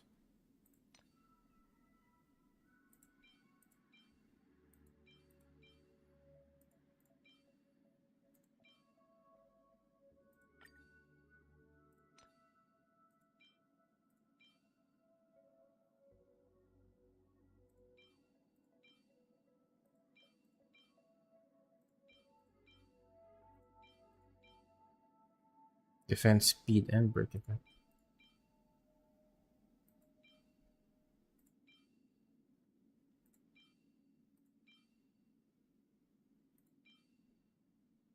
Hmm.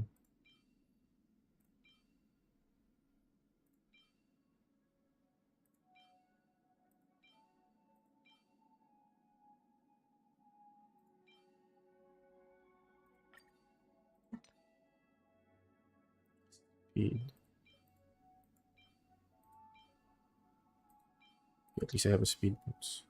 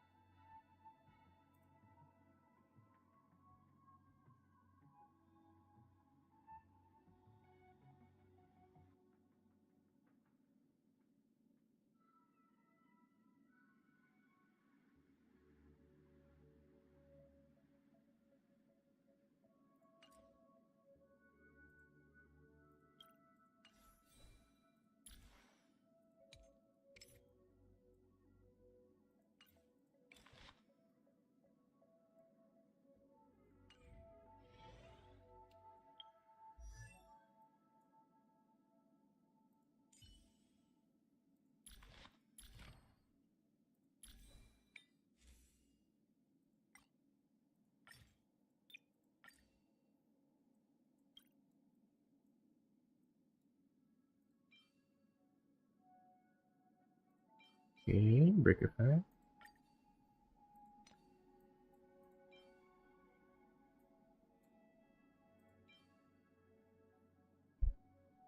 HP effect resistance.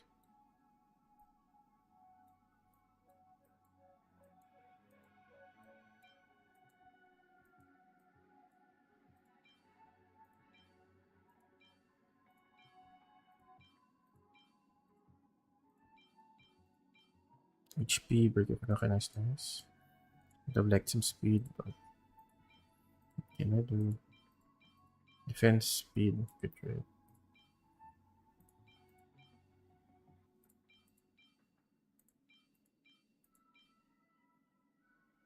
Much for this, but do I need break effect, please. Break effect damage. And on the defense one too.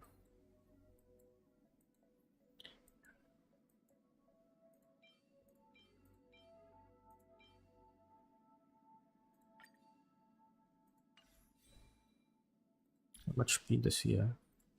111. I need 145. I'm gonna go to the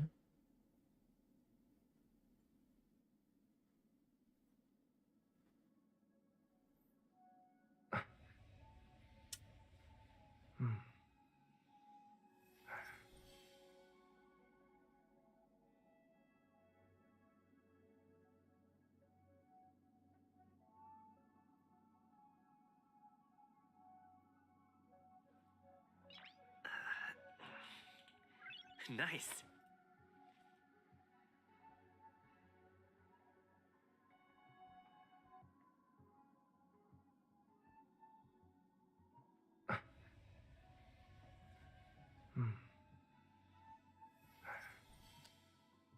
I don't think I'm gonna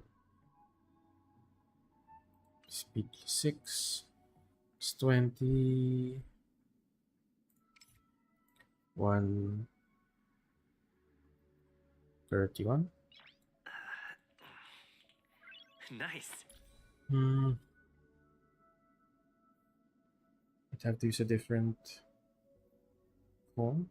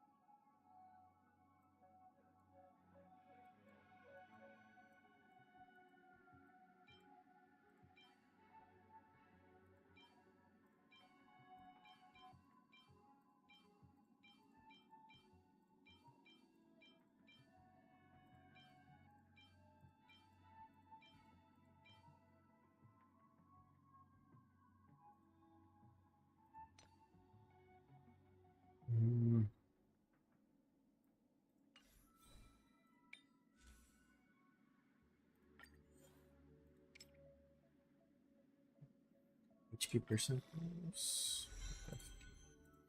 Break effect, please. Break effect.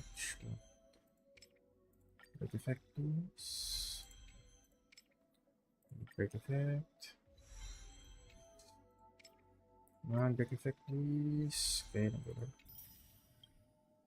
there. 25. 132.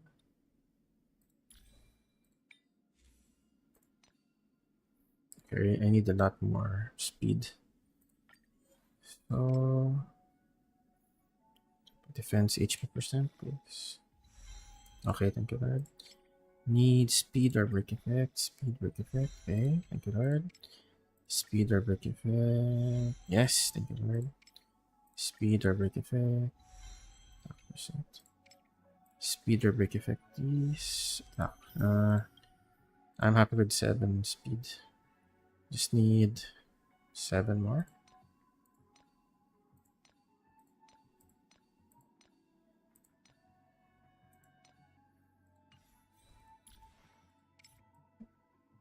$75 break effect. It's gonna be rough. Have to give something up.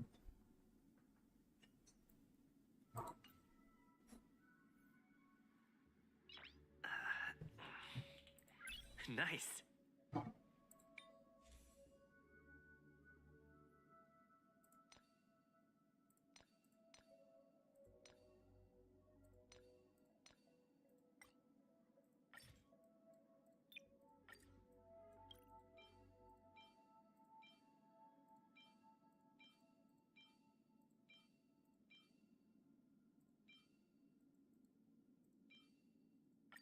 Need break effect, please. Break effect. Percent. I don't need attack percent, right?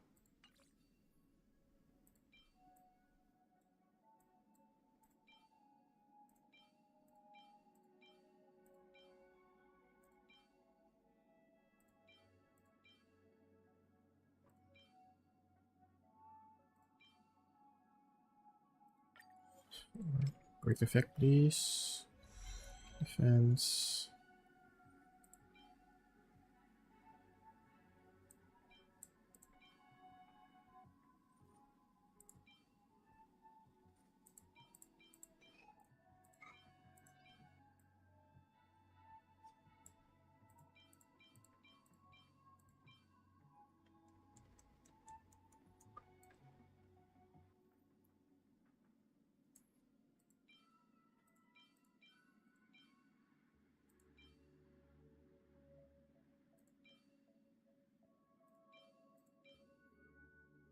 Yeah, I think I should hunt for speed over break effect.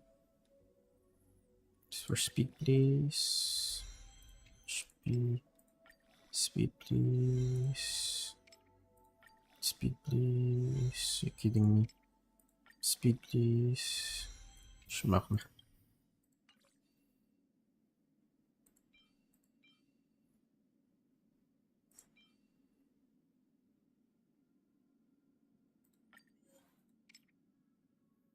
For speed, please. Speed, please. Speed, please.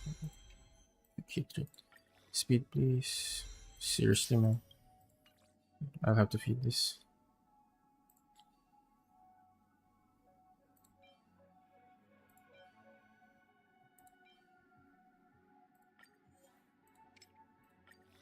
Break effect.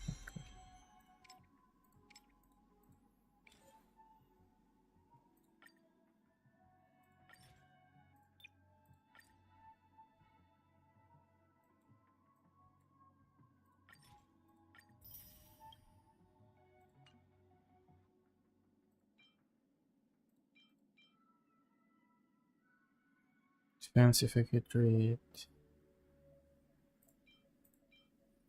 HP, speed attack.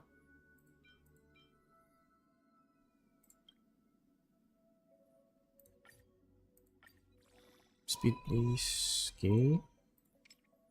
For speed and speed. Hit rate. Seriously.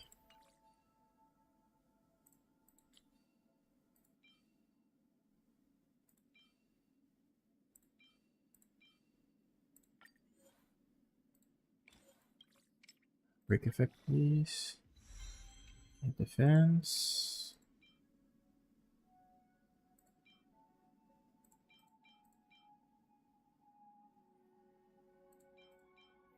I should feed it. Maybe that's right. Speed, please.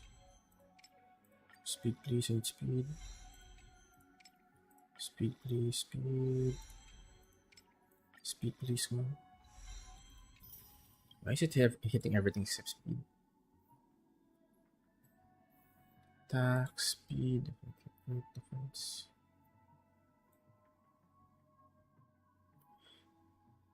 $30 for 20 turns.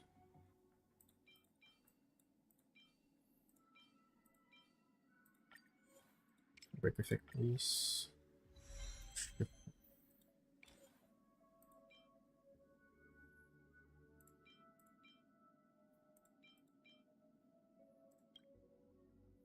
I have to give this up. For speed, please. Speed. No, Gadisha. Speed, please. Why do they love effect hit?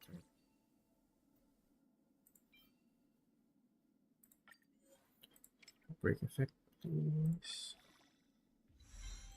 Damage.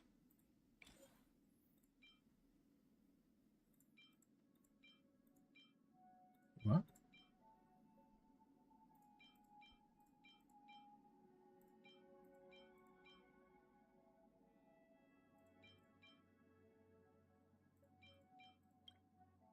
For speed, please. 3 instances of speed. Come on, speed, please. Speed. Speed, please. I don't know which is worse.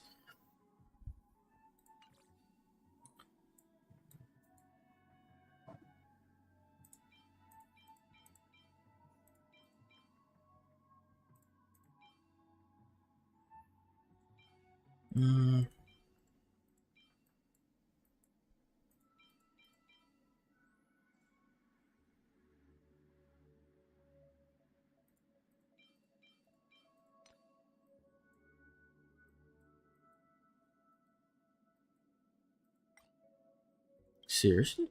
There we go.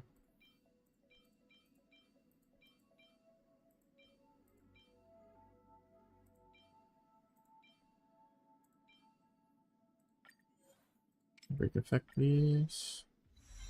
Breaking effect hit rate.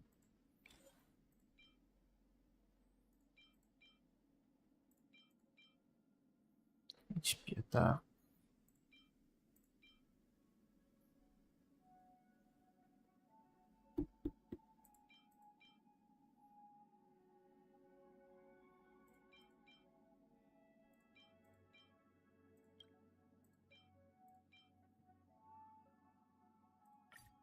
Do I need speed, please? Speed.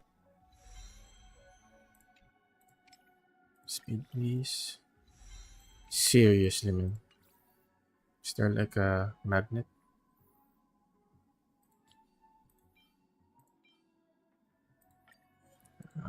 HP or break effect. 80% or break effect.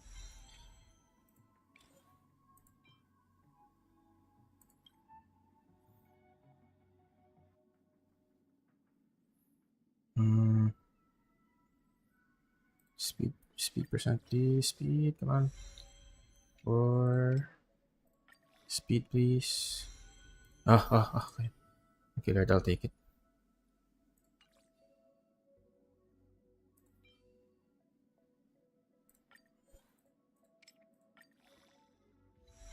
Speed percent, not bad. Really pretty good. But for now, I need the speed.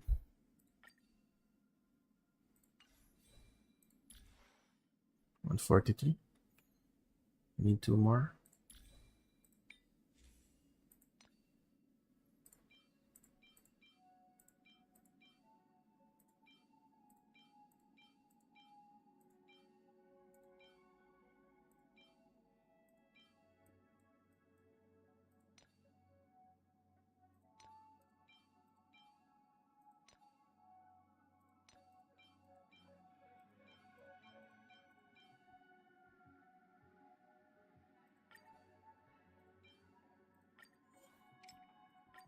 Alright.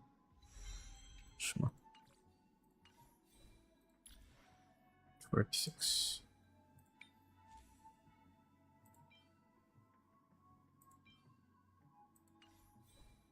I'm wearing this one, right?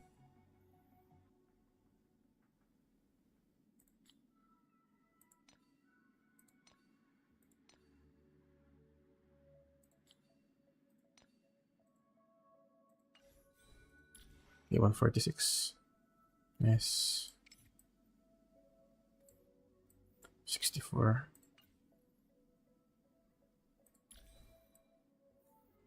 45 or higher. Yeah, at least I know I hit that.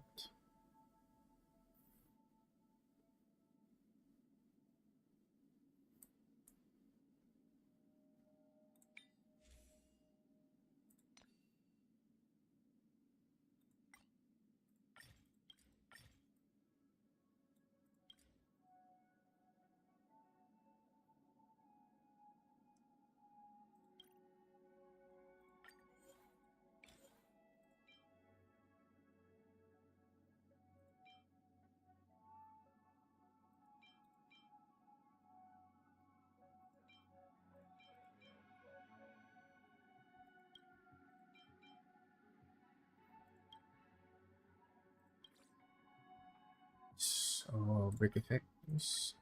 Break effect, speed. Okay, nice, nice. The HP stuff sucks.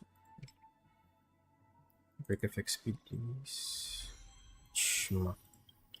Well.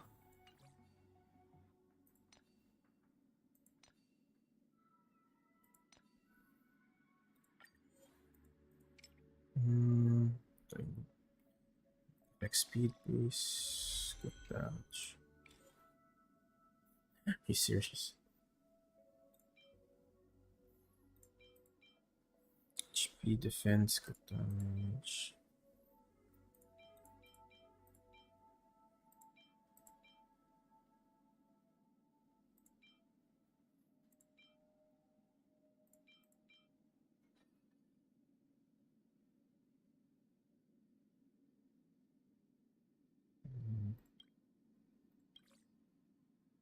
Defense percent. Use defense. Defense. Seriously, man. Defense. What on earth? However. 48 speed. Great crit damage. 6 HP. 1/6 defense. Acceptable, I guess. Break effect could probably do. 24. Nice.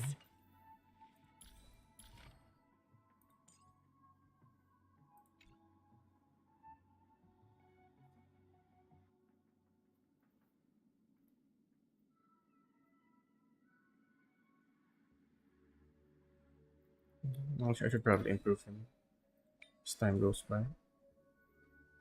That's it. It's good enough for now. And traces.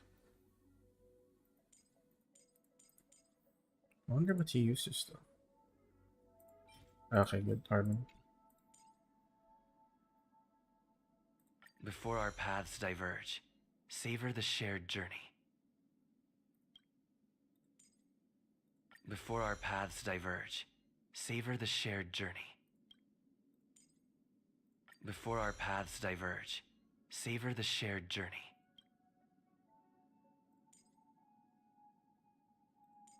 Imaginary damage. Break effect. Break effect. I'll take them all. Thank you. I need all of these. Defect resistance. Break effect. Imaginary. I think I'm leveling him to 80.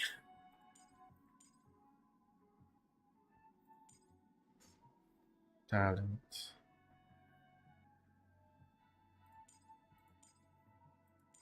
Ultimate's the most important for him. But yeah, it's the most important.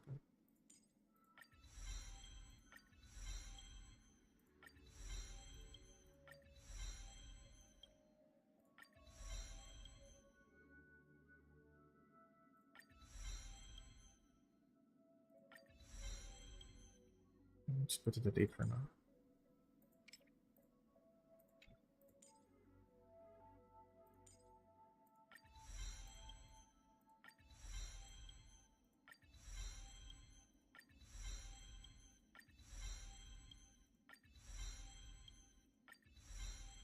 Point 7.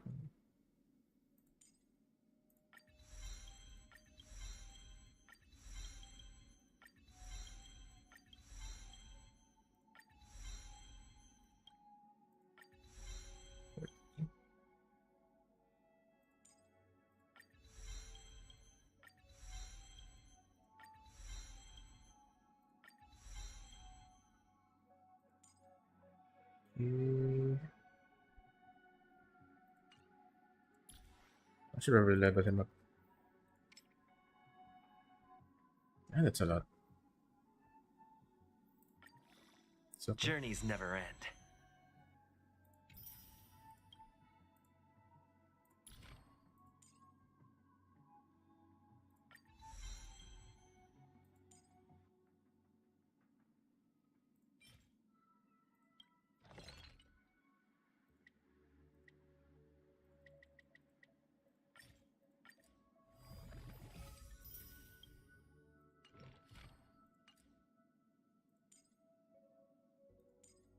do I need it?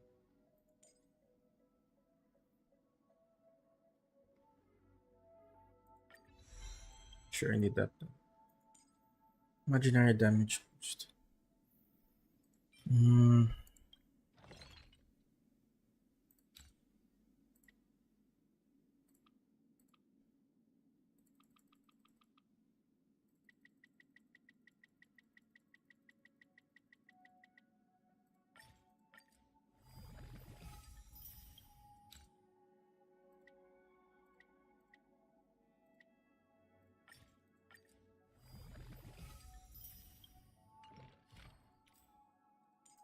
Do I need it?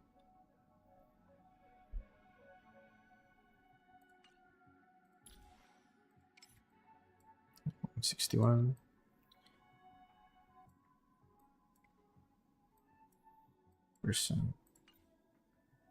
Yeah, I don't think he needs it.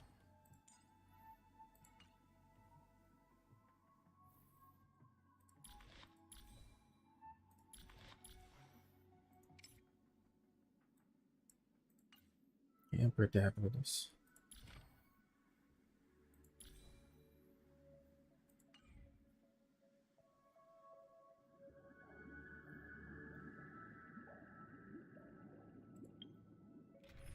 Should probably add him to the team.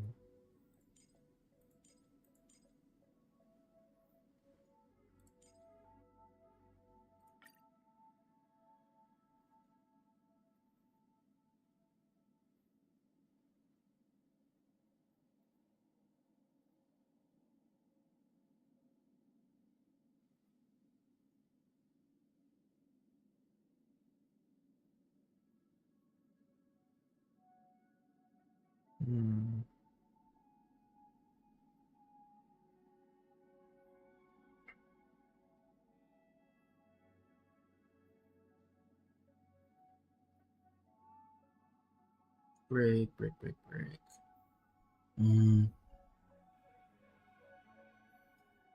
Actually, it depends on the weakness of the enemy.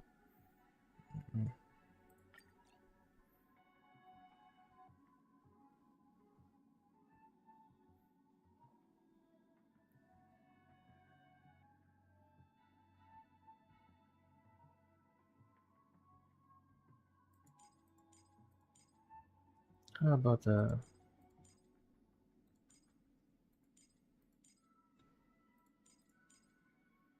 Acheron team?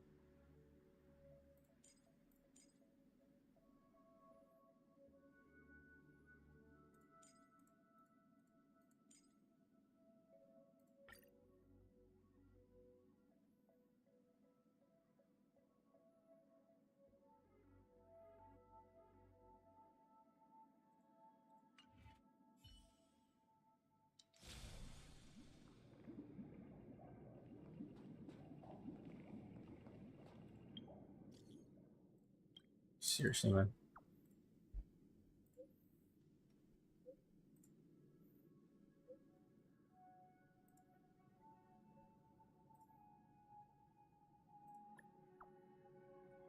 The dog, isn't it?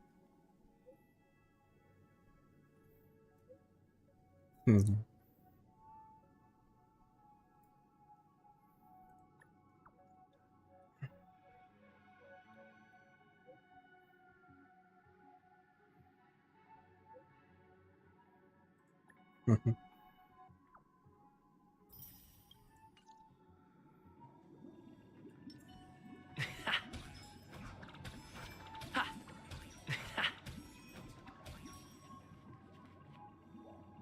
Does that mean he wants to fight us during the Charmony Festival? I'm afraid so. This is weird. Aren't Arc villains usually plotting some dirty conspiracy in the end? But he actually said something like, "In all fairness." Could it be that he's underestimating us? Probably. Well, in my opinion, Sunday is deeply committed to his own philosophy and genuinely wants to prove that the Order is right. I sensed a strong conviction and a desire for dominance in him. Maybe he won't accept the outcome unless he wins fair and square. That's why he'll give it his all in the upcoming battle. Evil Wise so nice. She flexed on him too hard. Mr. Mountain found that. Atardism. Evil Wise so nice. Yeah, you're right. We've even dealt with a Lord Ravager of the Destruction, so a follower of the Order won't be a big deal. Anyway, we can't leave the Stellaron unchecked. This is about trailblazing a bright future for Penacony and fulfilling Mikhail's and his predecessors' long-cherished wishes. Now that we've taken up the mantle, we can't afford to fail them. However, the same applies to the Order. Their plan didn't materialize overnight, and they have the profound collective consciousness of the planet of festivities behind them. A desire to dream, to slumber and escape reality. All those hidden emotions have given birth to the sweet dream of the Order. They've harnessed the will of an entire planet to create an Eon. This confrontation is far more complicated than a simple power struggle. To secure Penacony's future, fighting on the stage alone is not enough. What do you mean? Are you not coming with us? I believe Firefly is trying to say that she's heading off to another battle.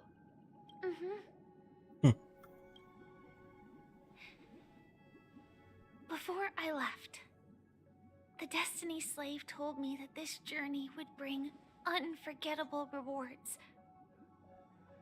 Even though the script he gave me only had a few lines, I couldn't ignore them. Come on.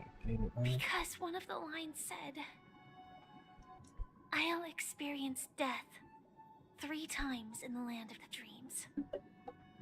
3 times? This can't be serious, right? The first time was a painful death when I was stabbed by the Blade of Dormancy, which led to all subsequent events. The script will always come true, but in a way that will only be revealed when that page is turned. So now I've understood the meaning of my second death. And I am prepared to face it. If all goes well, my efforts will provide crucial support for you. Only by achieving victory in this battle can we secure a future for Penacony. And only then, my third and final death won't come true in the most terrible form. The most terrible form? Does that mean... The true death, where everyone in Penacony loses themselves completely in the eternal sweet dream of the Order. We must do everything we can to prevent that. Have you made up your mind, Firefly? Yes. Otherwise, I wouldn't be here. Thank you again for your assistance for the Astral Express. May we meet again, in reality. Yeah. Farewell, everyone. May your trailblazing expedition never end.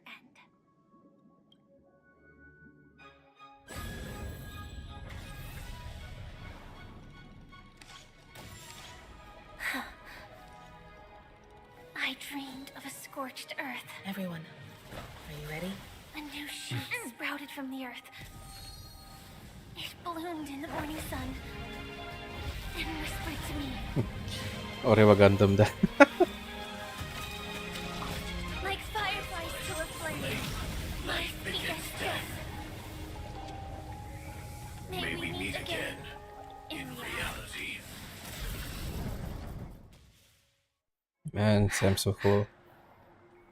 After today, Japella's name will disappear from cosmic history, and the Everflame Mansion will take its place. In the not-too-distant future, you'll receive an invitation.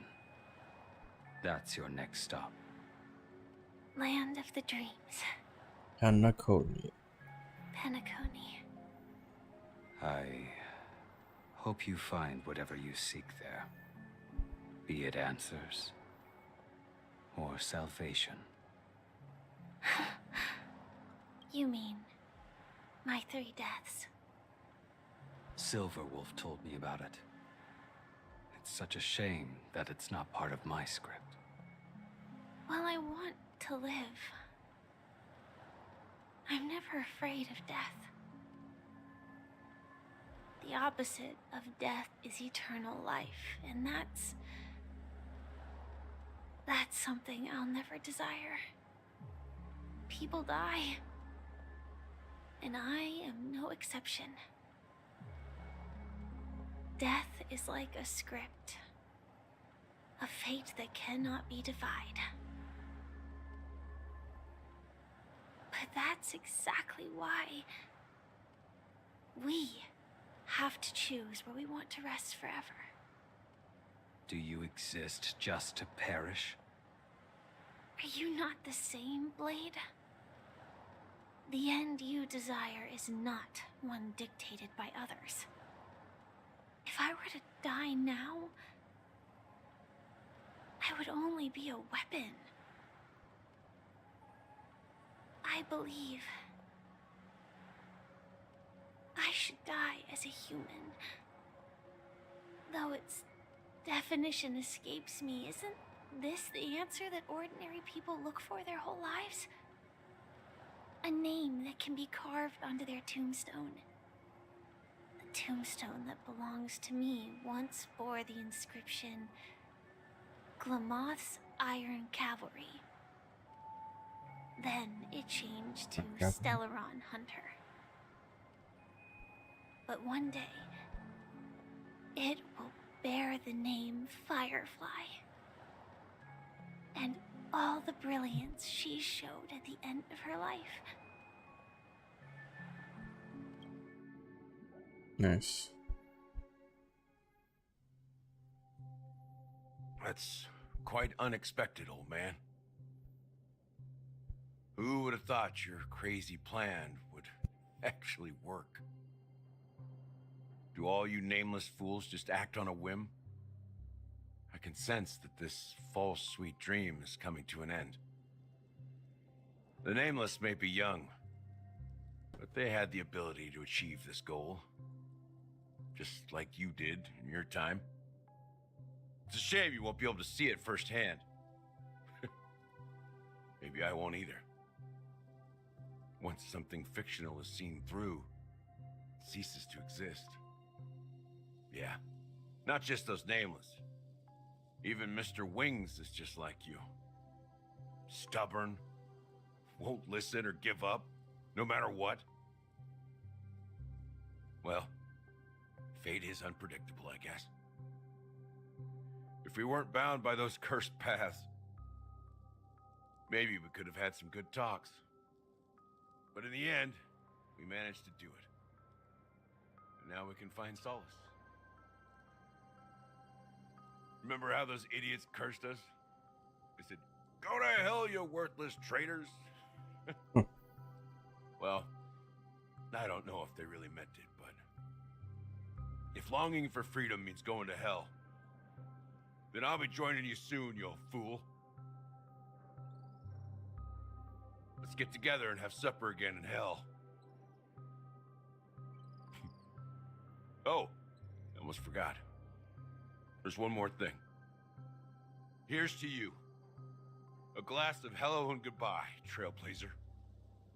To the imperfect tomorrow. Mm-hmm.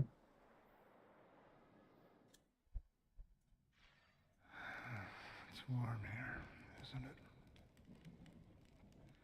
You're lucky to have found shelter from the rain. Let alone fresh berries in this desolate place. This voice sounds familiar. I was just following the scent of life. It's particularly strong in a place like this. It's a shame these berries don't have much flavor. Where are those pickers? Seriously? In case you didn't know, this fruit is pretty juicy. The only downside is that when you chew it, it becomes extremely spicy. Have you lost your sense of taste? Probably. I can still taste certain things, like a faint sweetness. Before coming here, I stopped by a place called Acheron. It had barren cliffs and nights lit by bonfires. Burgundy snow would fall from the sky, and when it landed on my tongue, it tasted like raspberries. The flavor wasn't exactly sweet, but it left a lasting impression. When I think back on my past, I realize that what's tying everything together isn't the big events, but rather these small yet unforgettable moments. Don't worry about it. Losing oneself is a reality that every self-annihilator must face. At least I haven't completely lost my senses and memories yet.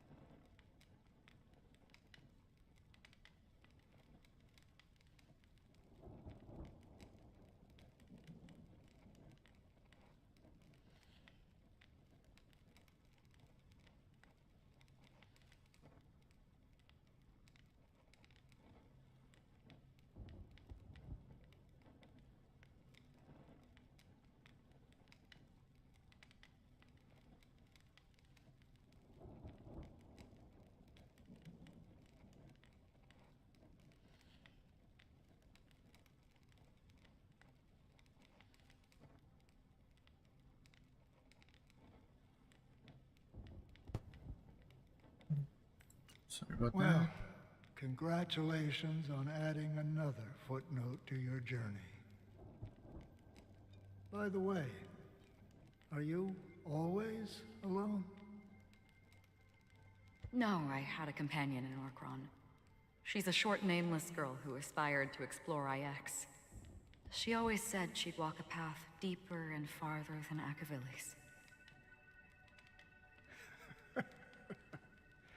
Quite an ambition for such a small girl. So, what happened? She became stagnant water. Well, my condolences. Condolences. I don't need them. The girl left with a smile.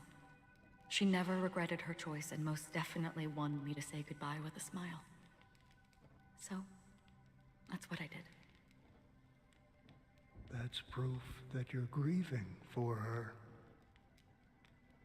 Or perhaps I'm just afraid. Afraid? I rarely sense that emotion from you. What do you fear?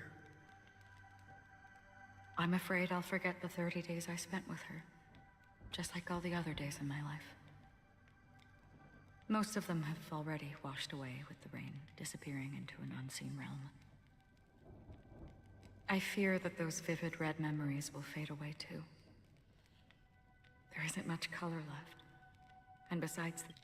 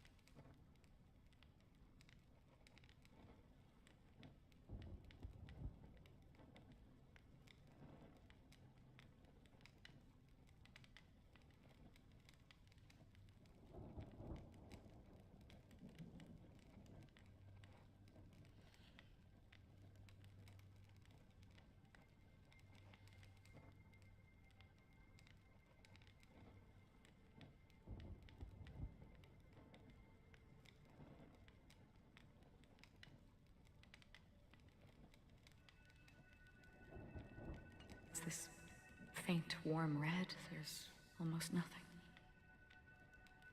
Hard to imagine. A ranger accustomed to bloodshed, destruction, and chaos finding warmth in the red color.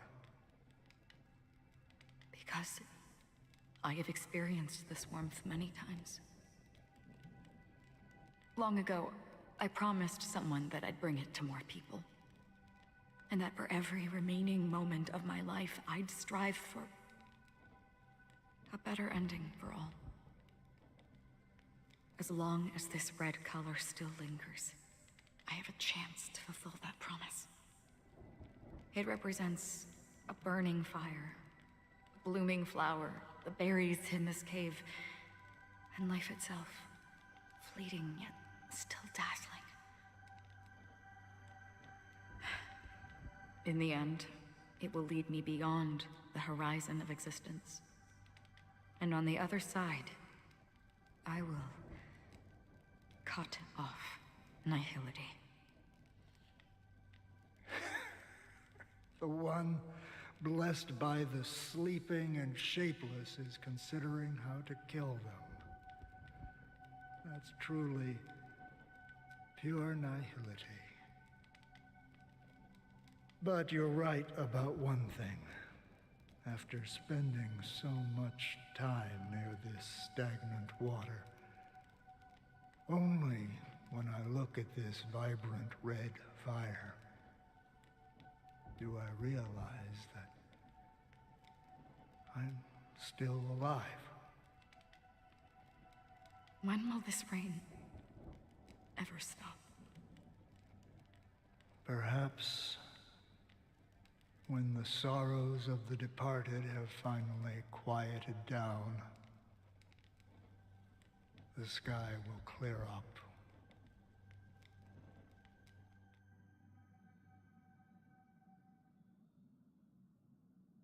Have you heard of a planet named Biari Scamandros, Don Hung? It's one of the Paradise Kingdoms under the influence of the Harmony. A sought-after wonderland for the inhabitants of the Dardanu major and minor systems. Half an Amber Era ago, the family held an unprecedented festival there. And after that, everyone on the planet became part of the family. Do you think the same thing will happen on Penacony? Yes. Or how else can we explain it?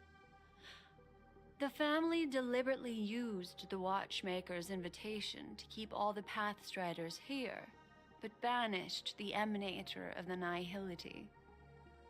Because of the Nihility, I'm rarely affected by the power of other paths, but somehow I can unconsciously infiltrate them. Maybe that's the risk they're trying to avoid. I would disagree. Biari Scamandros is not part of the credit system or connected to the Silver Rail. It's nothing more than a remote civilization sheltered by the Harmony. But Penacony is different.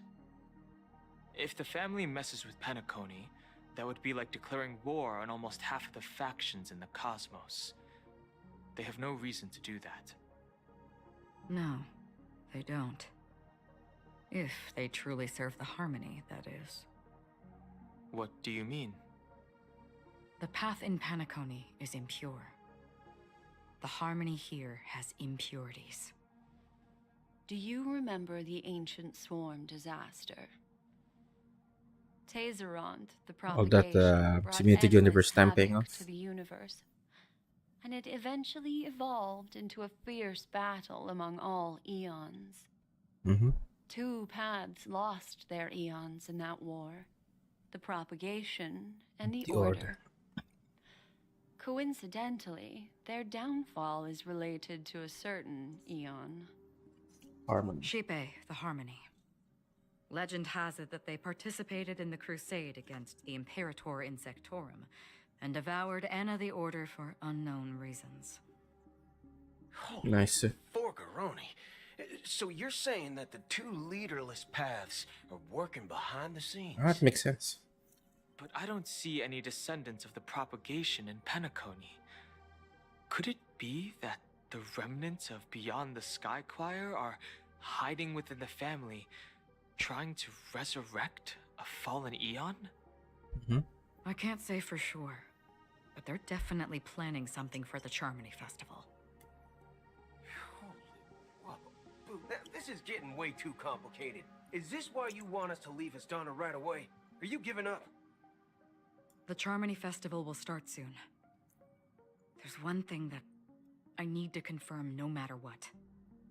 A warp jump is the best way to do so. Time is running out. I have another plan.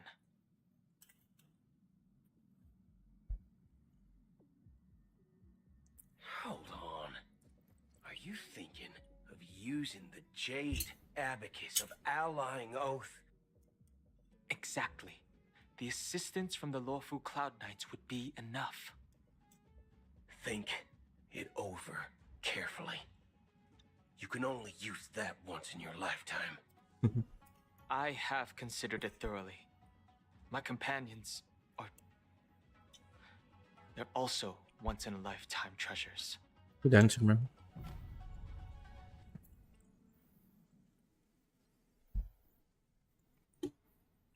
They're gonna use it unless it's now. Probably be greater perils in the future, but... Are you the only one here, my child? The Nameless is quite the diplomat. Our secrets have spread like wildfire within the family. And IPC starships are gathering towards Astana. This is a crucial moment for us. So, where is the chosen one who harmonizes the varied sounds?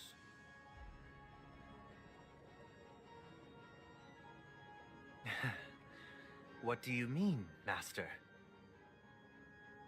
I'm right here in front of you, aren't I?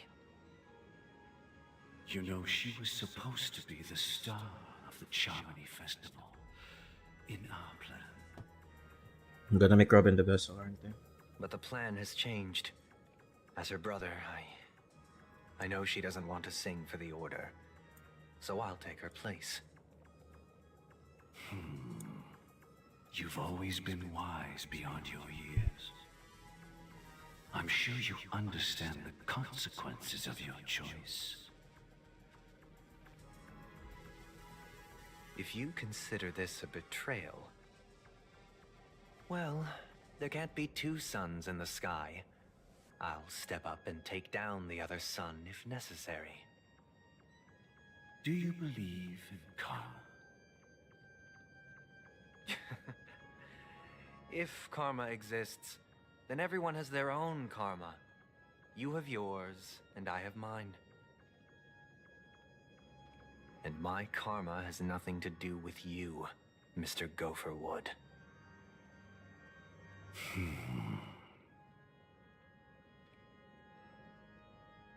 All right. Since you're willing to sacrifice yourself for her, I'll grant your wish. Well, the compromise came sooner than expected. Why? You and your sister were born as twins of the Order. And one of you is destined to follow this path to the end.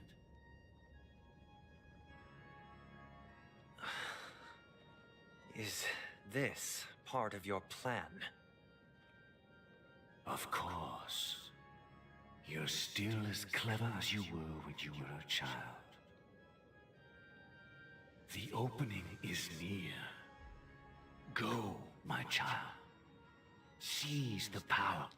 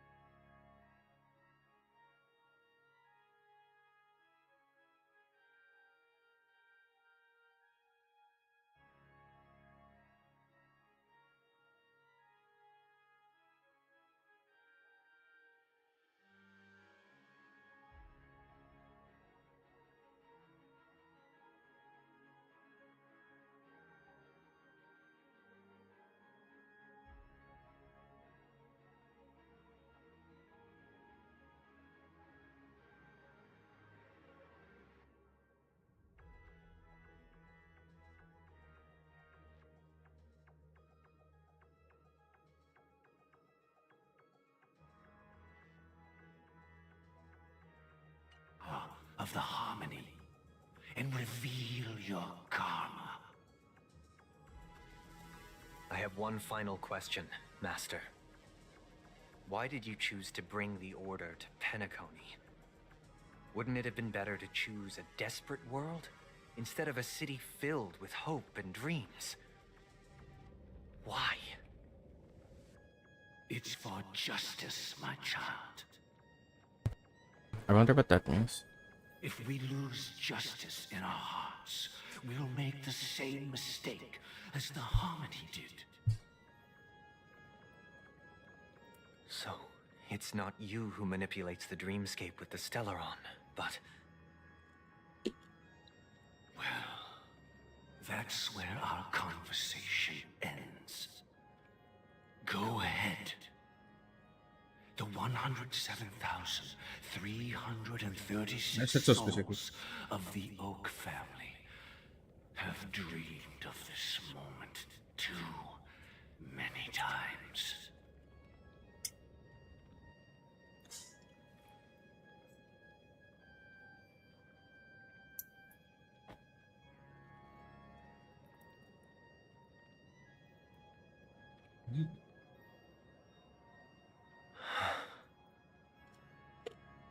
I shall ascend to the heavens, becoming the scorching sun. Bathed in my light, my people shall flourish, while all evil shall be eradicated.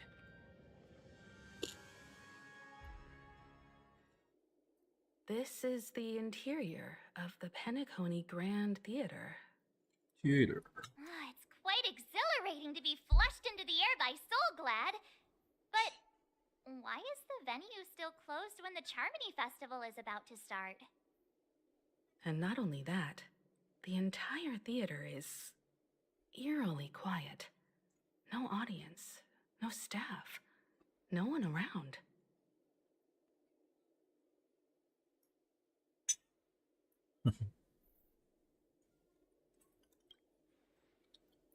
Even if we're late, a grand theater like this shouldn't be completely empty. Let's explore around. Be careful, everyone.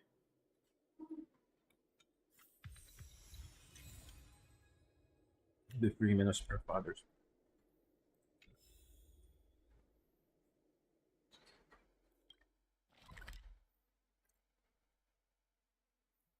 We got a new space.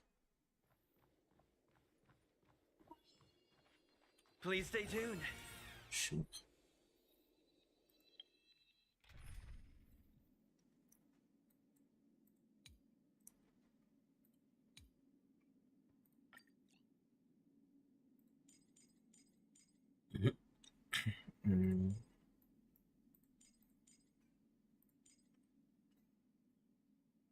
Actually, Acheron break them sounds good.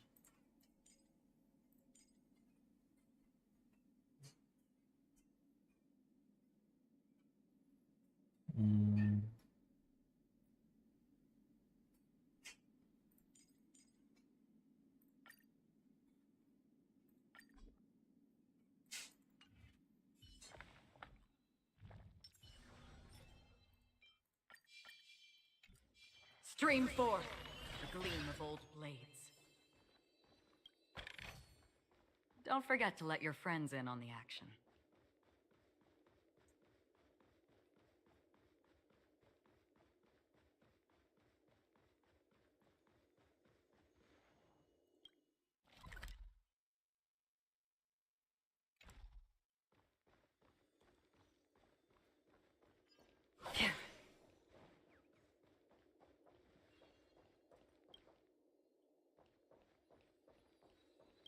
Gosh, the atmosphere here is so creepy and unsettling. Even if there's no audience yet, there should be some staff around. Why is it so silent?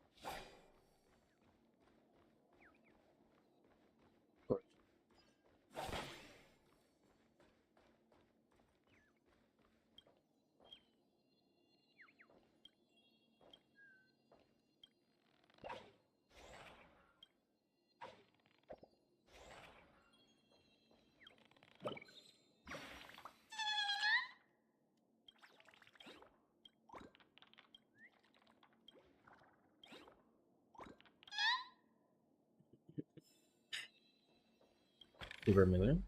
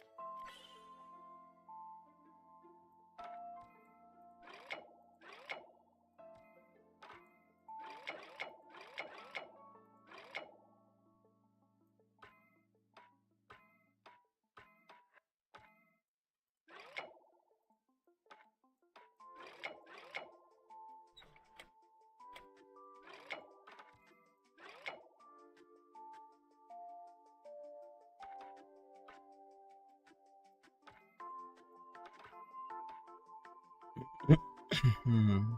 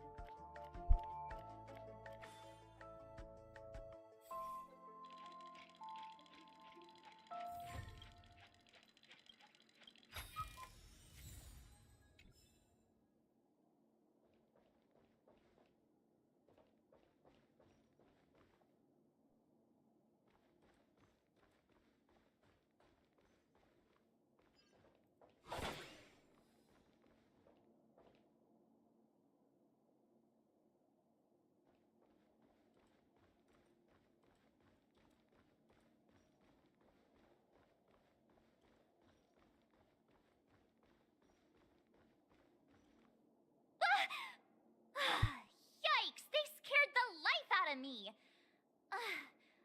Why are there so many puppets at the ticket office?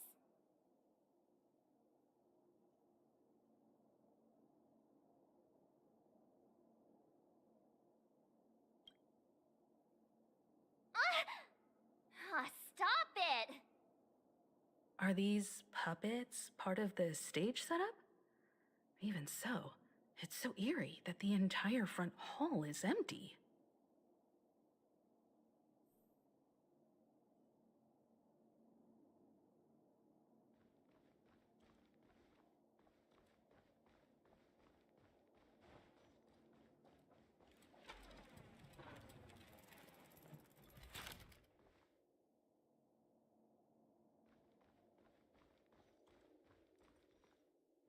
Something feels off.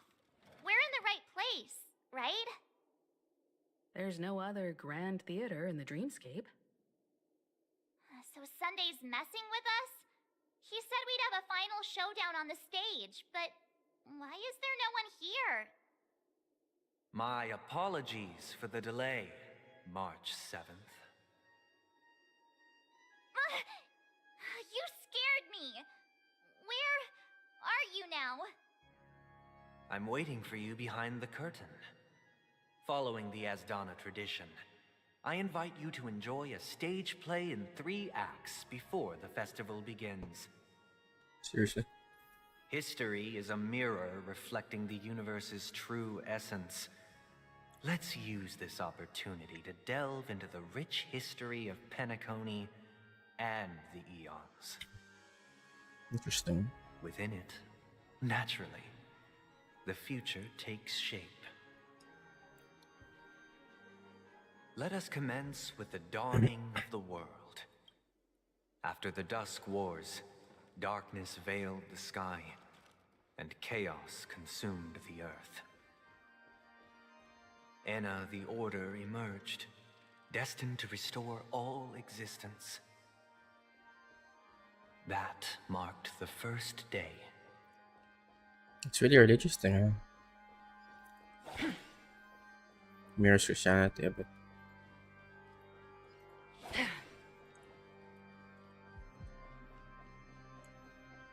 The harmony and the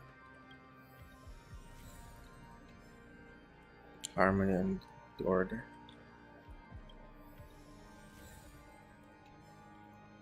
Sting of that is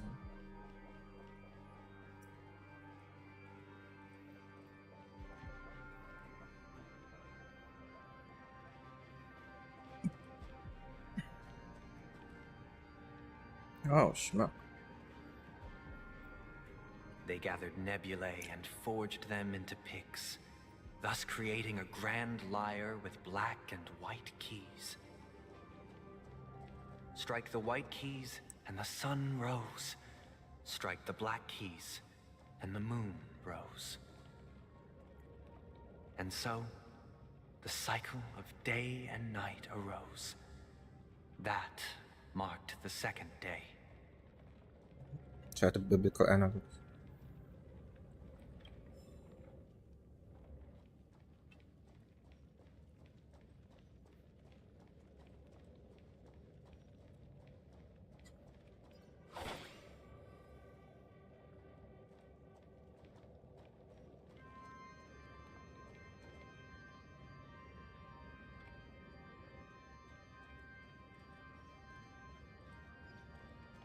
Infallible. Sound lingered. Stream forth the gleam of old blades.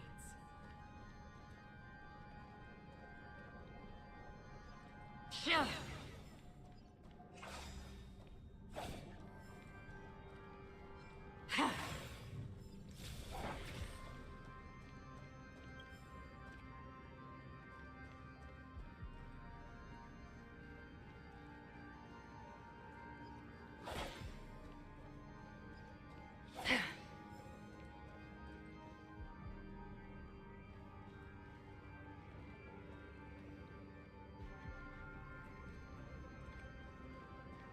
The puppets are gathering around the frame. Are they expecting us to enter it?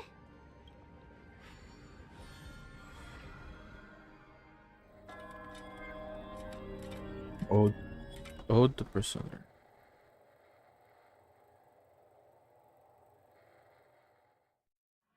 Where are we now? The atmosphere here looks similar to Sunday's inner world. Perhaps this so-called stage play is created with his abilities. This act is named Ode to Prisoner. Given the atmosphere here, I believe it's about Penacony's past. I thought things were finally looking up as I managed to dodge prison during my recent trailblazing expeditions. But now it looks like I'll be back behind bars again.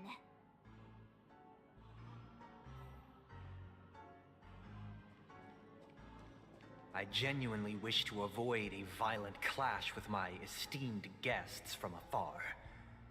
Therefore, I've arranged 3 acts before the situation becomes irreparable. Where shall we start our narrative? Well, let's start with the time when Penacony was still a frontier prison.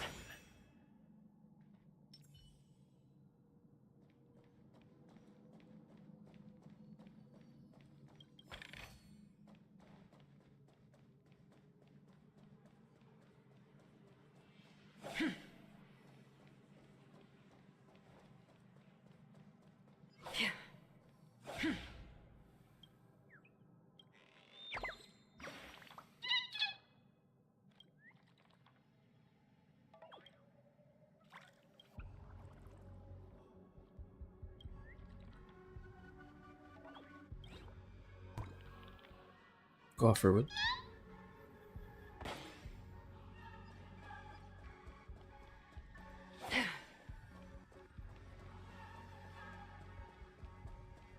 Stream forth the gleam of old blades.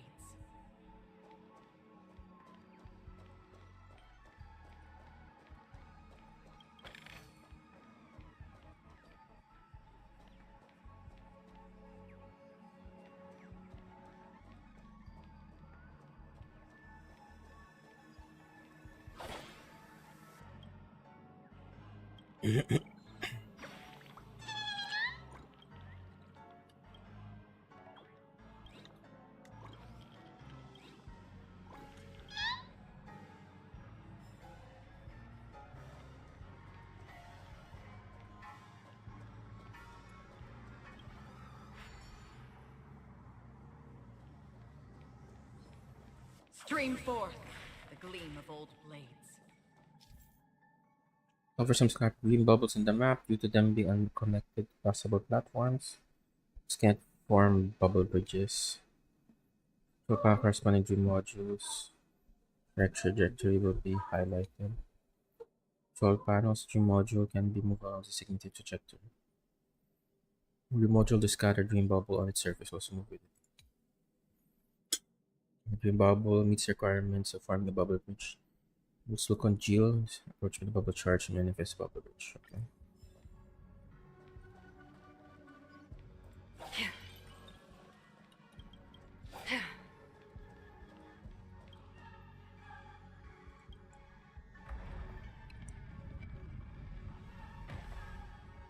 Okay. In 2147 AE, a prisoner named Hanun ignited a struggle for liberty and emerged triumphant. IPC referred to it as the War of the Frontier, while the Asdanians dubbed it the War of Independence.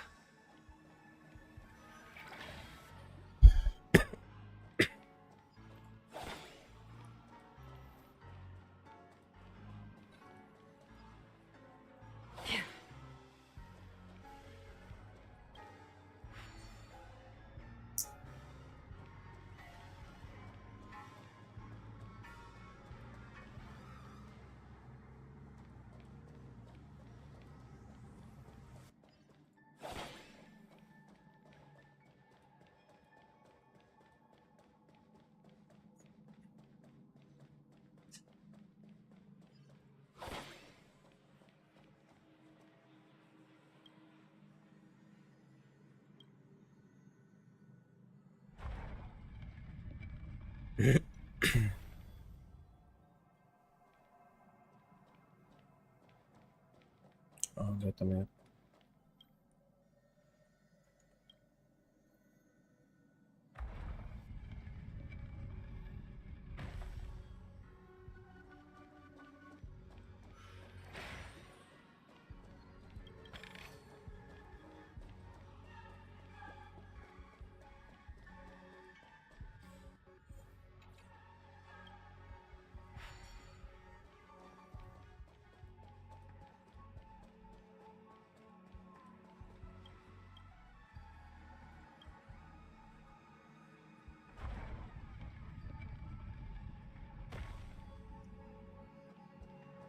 We've shattered the cages and expelled It's true the that guards. Hanunu was a legendary hero, but it must be acknowledged that while he bestowed freedom upon the prisoners, he didn't grant them true liberation.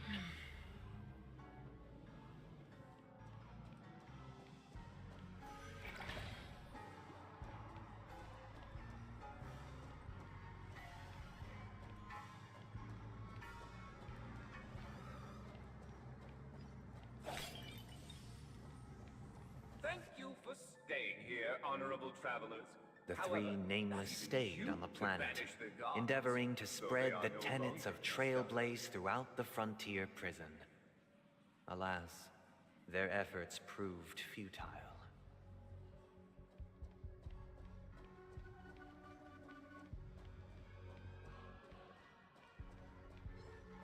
Stream forth the gleam of old blades.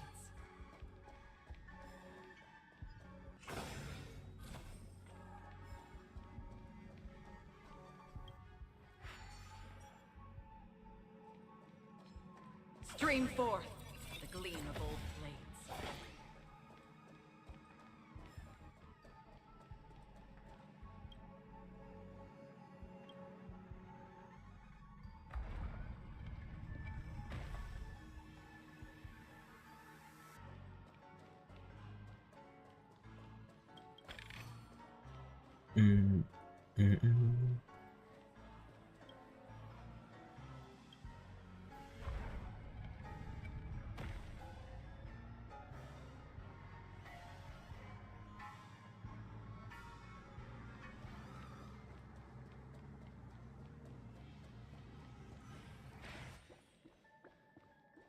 Let's build another prison, not within the physical. Once again, but within as their Dana was mind. engulfed in war, As long as we keep this it time the physical, they enemies will originating always from have a within. sanctuary. The prisoners remained prisoners for the rest of their lives, fighting for freedom rather than living for it.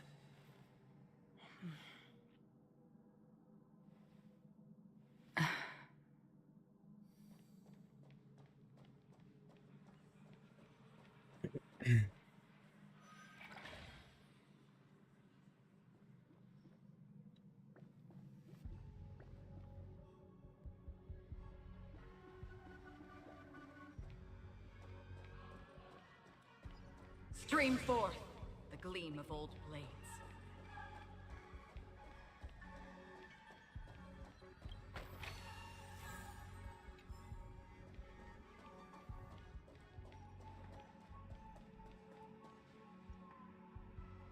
I hope you like this land of freedom on a scorched earth. As you can see, their sentences have long ended, and the IPC guards have long been expelled. Yet, these prisoners remain enslaved, not by external forces, but by the confines of their own minds. Freedom permeates every corner, except fragile souls. It gives solace only to those who believe in its existence.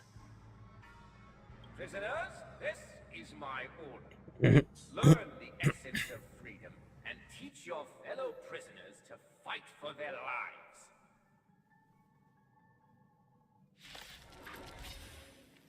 Hey, why do we have to fight while enjoying the show? For I desire not only your enjoyment, but also your assistance in its completion.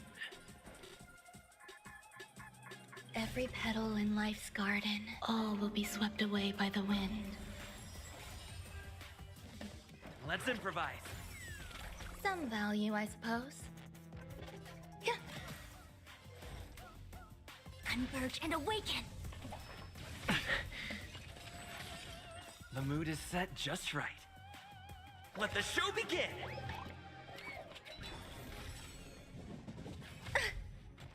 Another journey begins. On the still waters of oblivion. Dreams do come true. Grace and elegance. I weep for the departed. It too shall fall. I see through you. Destined for oblivion. Let's improvise.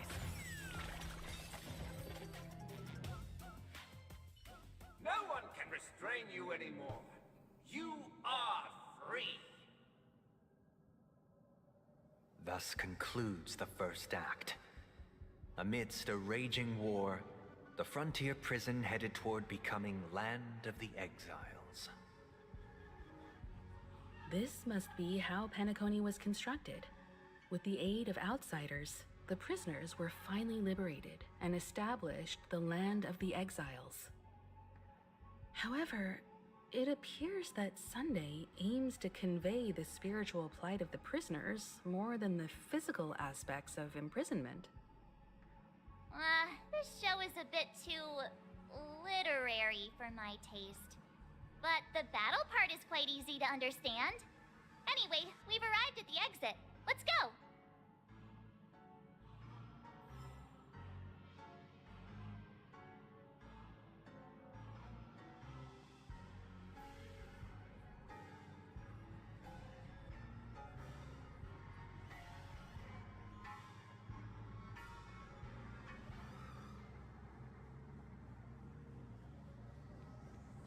puppets. Where are they guiding us this time?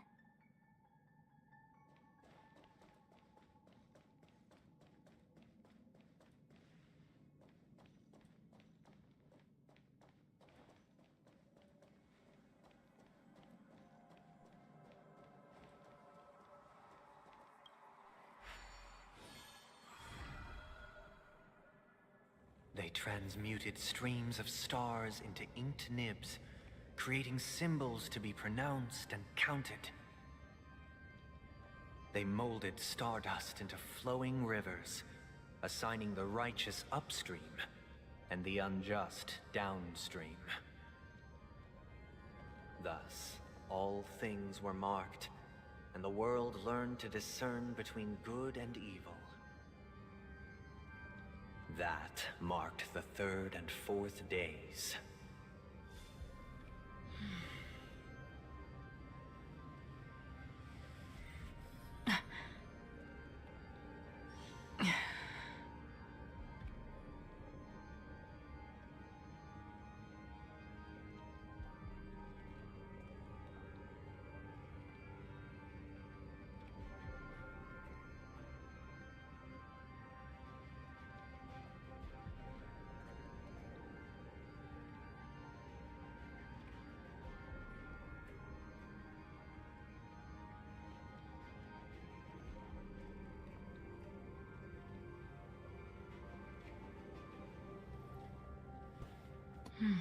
Okay.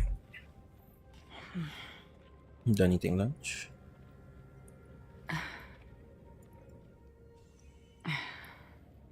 Where to next?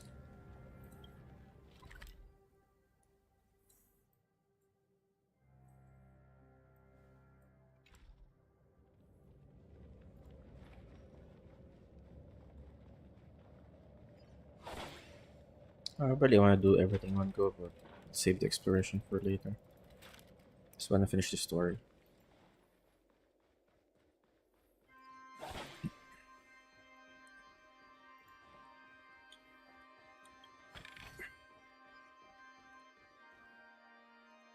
Sound lingers.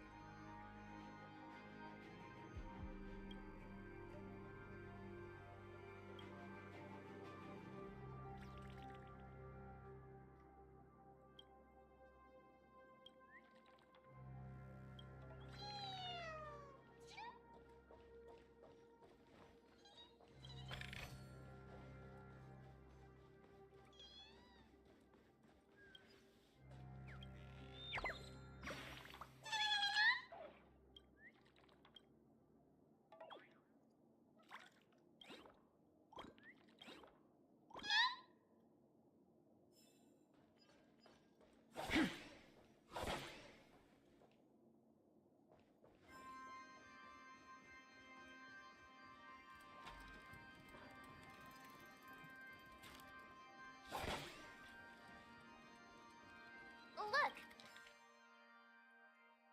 Claw.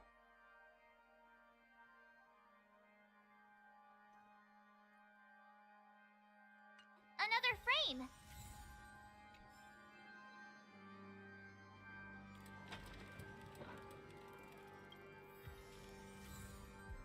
Agnes A.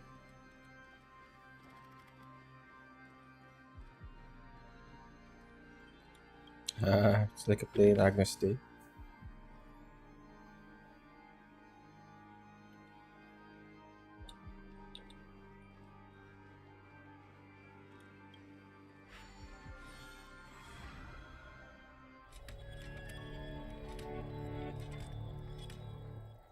Ode to Fool.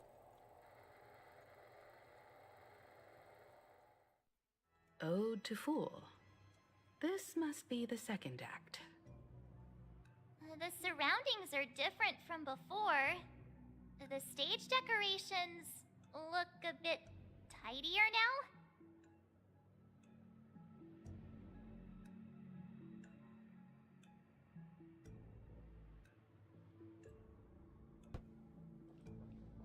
Behold the ensuing tale, a struggle for power. Penacony witnessed the ascent of the 7 major lineages: tree, Grass, flower, bird, beast, fruit, and insect.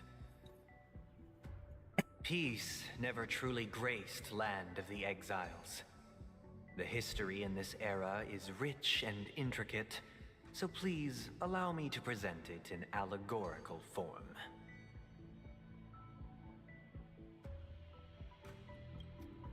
Seriously, dude, why are you making me go through all of this?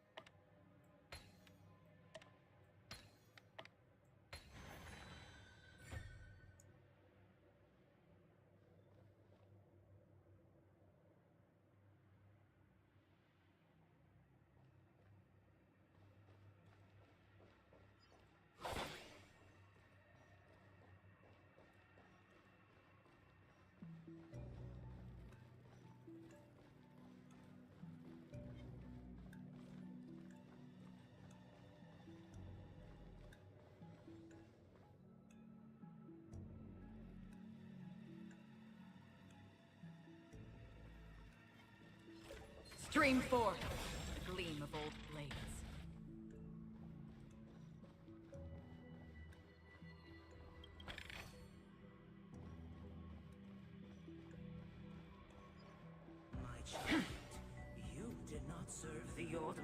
The leader of the Alfalfa family sought to defect to the IPC, trading freedom for survival. However, his eldest son slew him in the name of righteousness and ascended as the new family head. Was it? Let's see which family.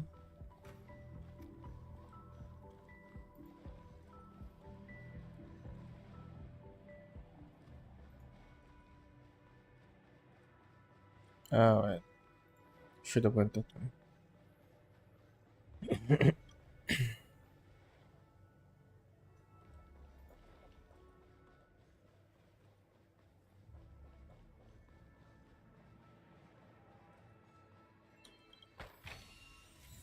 Welcome to this mansion, dear outsider.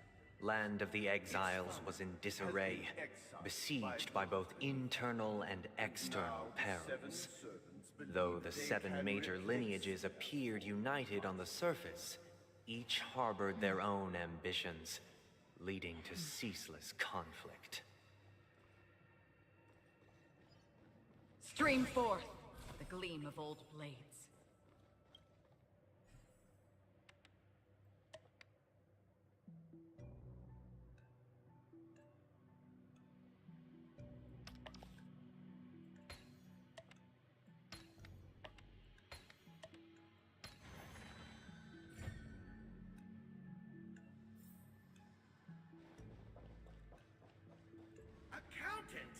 We are the pillars of this mansion. The Black Plum family was the first to fall.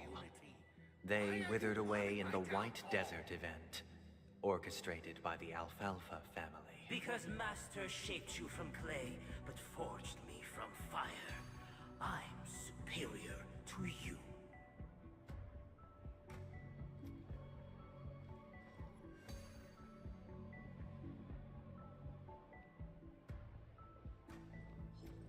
Stream forth, gleam of old blades.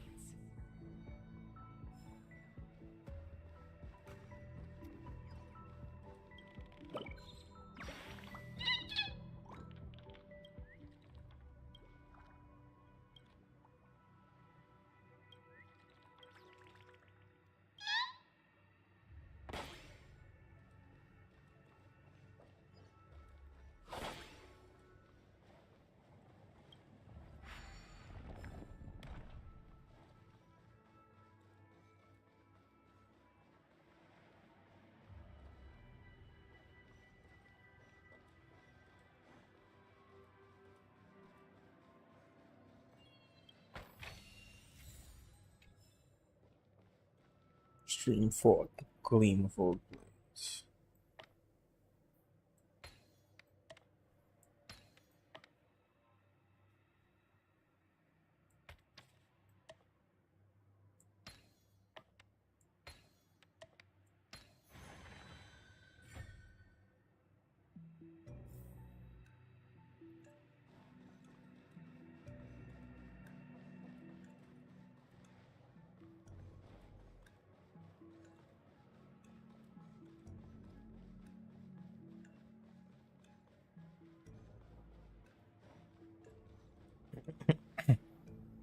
It's a bit annoying, but Penacony's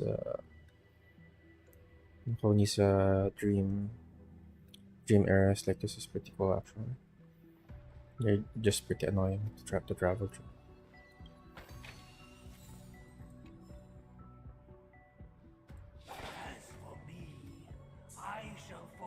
Only when Gopher Wood led the family to Land of the Exiles and earned recognition from all 5 major lineages did Penacony earn its new name, the Land of the Dreams.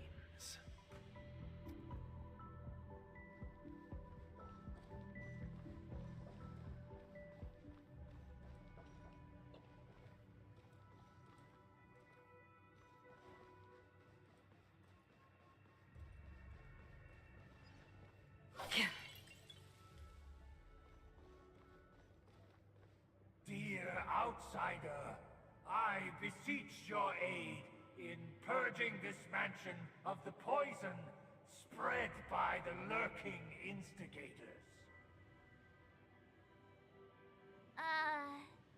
You want us to help you? What do you need? I wish they could regain their reason and cast away the shackles of hypocrisy. This is the second act. Looks like it's about Penacony's journey to becoming the Land of the Dreams, during which the family plays a crucial role. But this new master, seems like a bad guy to me, don't you think? Perhaps this is the truth Sunday is trying to express, if you read between the lines. The Harmony changed Penacony just as the guards once did. Looks like we've gotta help those guys kneeling down over there calm down a bit, right?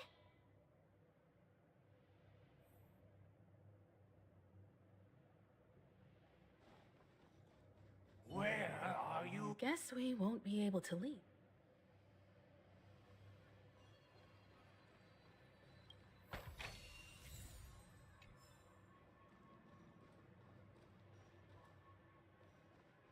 Either I shall be my own master, or I shall return to my former master. I shall not submit to a new master under any circumstances.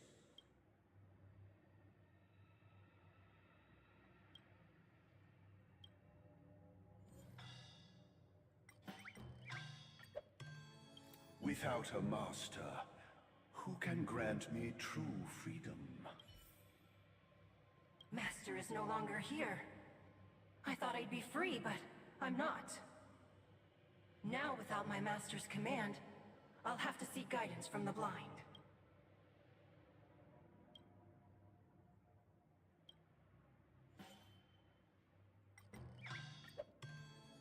Master is no longer here. I must seek a new master and serve them faithfully. Once, I stood as the most loyal guard among all the servants. Now, with my master banished, it's my right to assume control of his dominion.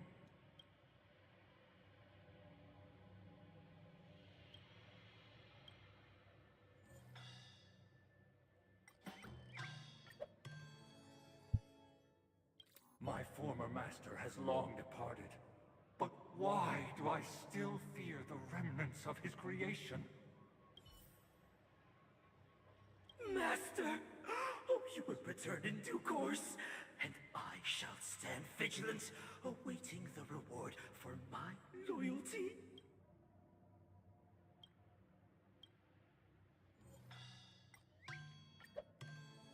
Master, now that you have gone, I shall wait no longer for my reward.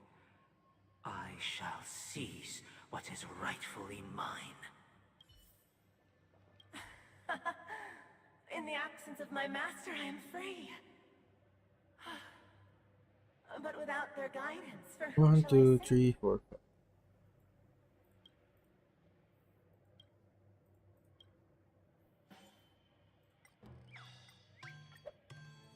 I shall sing for my new master, just as their noble voice once resonated throughout the cosmos. Thank you, dear outsiders. My servants have regained their sanity. Heed me, one and all. Your former master shall not return. It is through righteousness and unwavering support for one another that we shall attain true perfection. Cast aside the veils of hypocrisy and embrace one another. Get ready. Looks like another fight is about to begin. Immersive jet.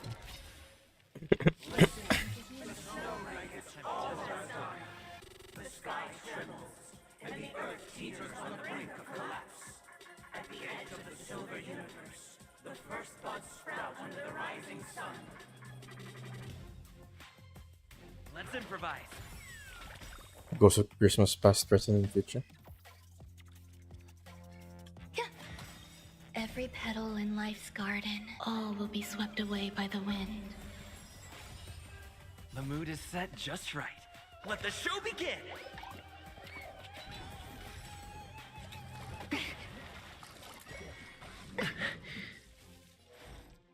Together as one.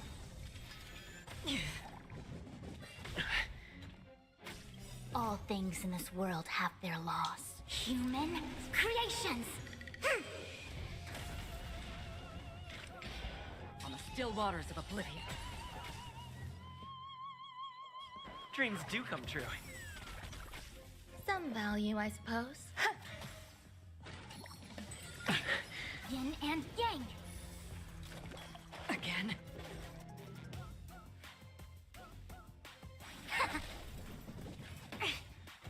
Take your positions. Let's improvise. That's half the work. I weep for the departed.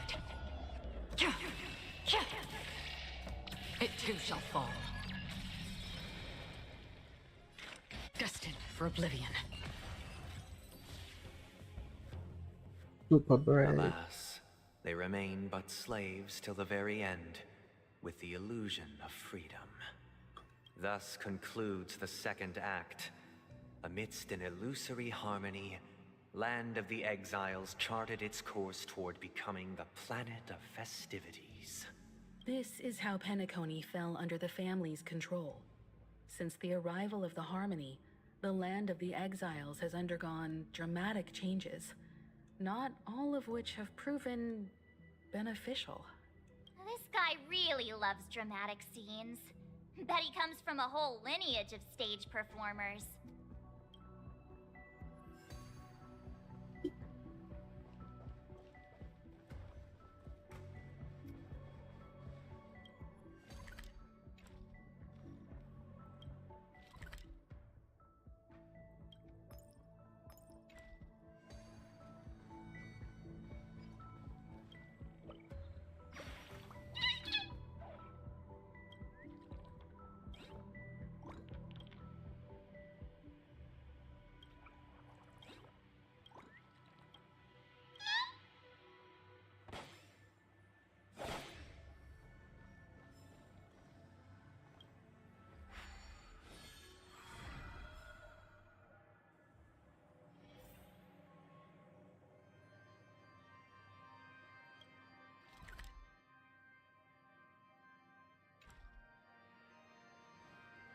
they used the planetary rings to establish the law, forging a code of conduct among the masses. A grand lyre with black and white keys served as an instrument, while symbols of articulation and numerical notation took the form of musical notes. The downward flowing river became a melody, and the canon of law dictated the form. Thus, all mortals found their unique place within this symphony. That marked the 5th and 6th days.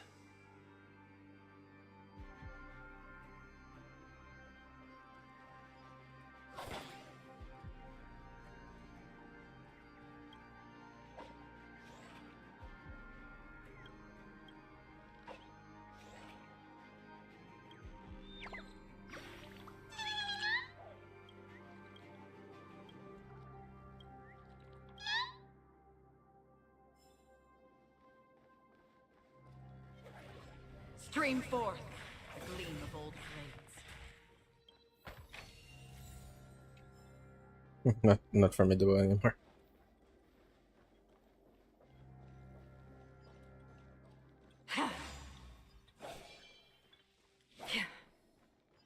Stream forth the gleam of old blades.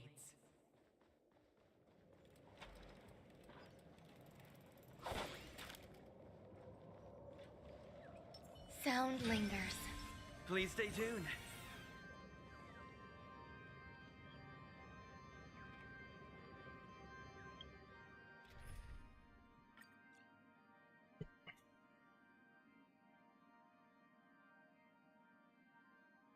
Could at least bring either Welt or Pale, huh? This Pale.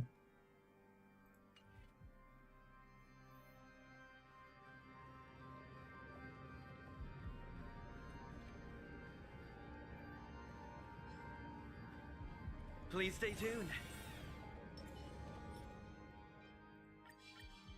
Stream forth the gleam of old blades.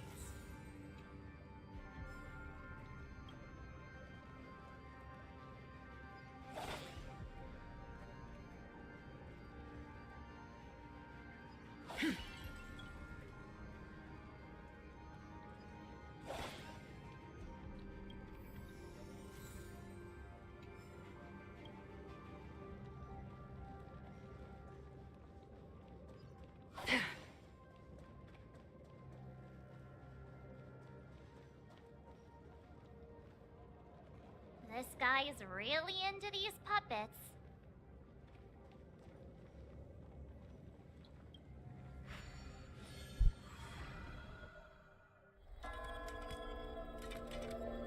Ode to Order.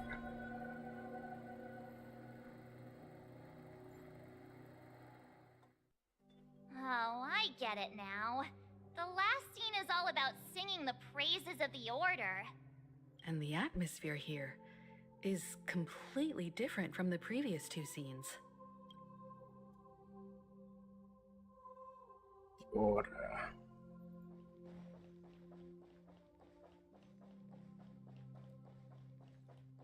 This is the concluding act of this play. I have showcased the past and present of Penacony, hoping that my desire for change Yes, it really was resonates Christmas past, within present, and you. future. And now, I shall reveal its future to you.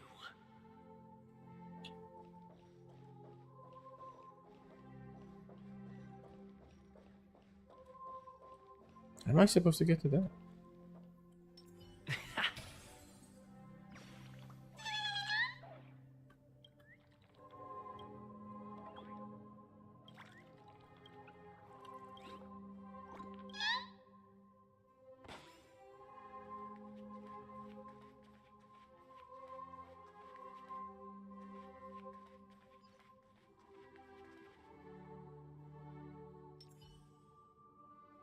Infallible.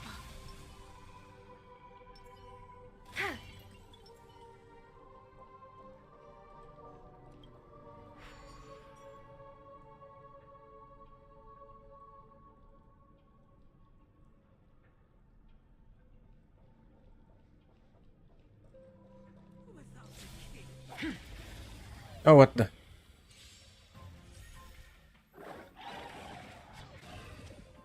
Take your positions. Dreams do come true. The mood is set just for. Let the show begin! Commencing support.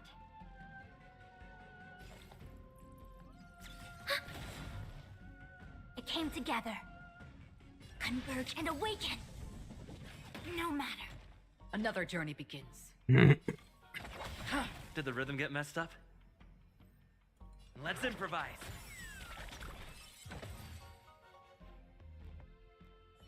Without a king, who shall bear responsibility for the people? If the people lack foresight, we will make choices on their behalf and bear the responsibility.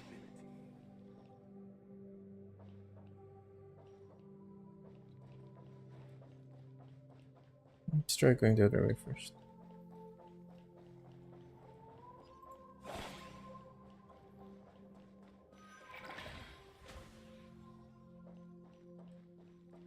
Stream forth, gleam of old blades. Order.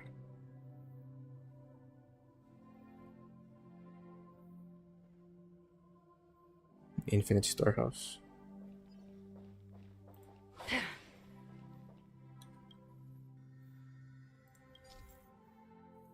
So for G module has already formed the bubble bridge. Moving to set module will destroy the formed bridge.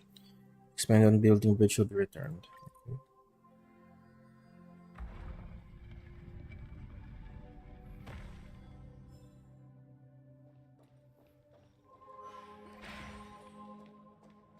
Tick-tock.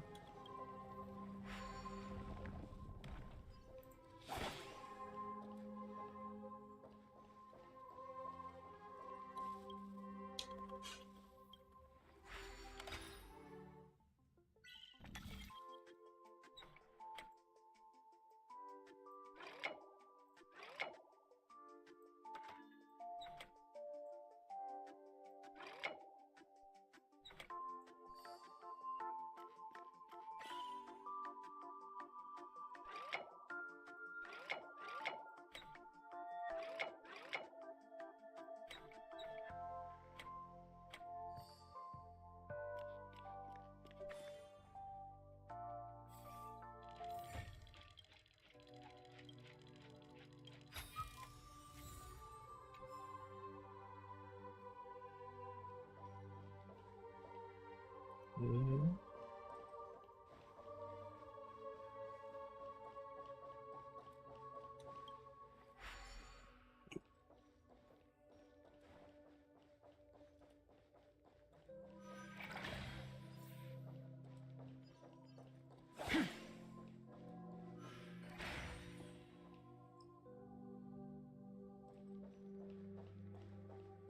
Without a king, who shall protect the weak and stand against the mighty? We shall support one another, protecting the weak and standing against the mighty.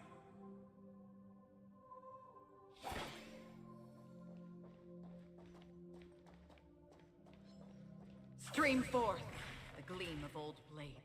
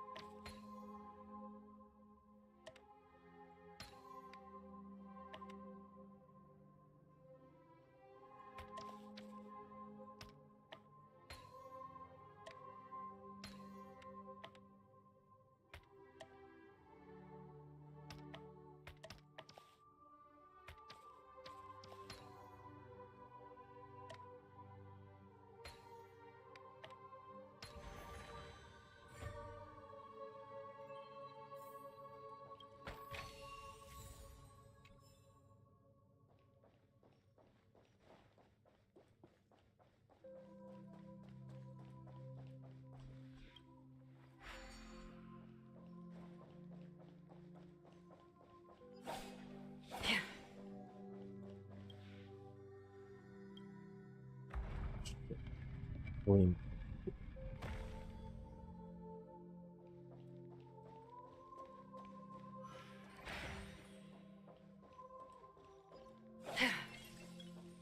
Without a king, who shall govern the movement of stars?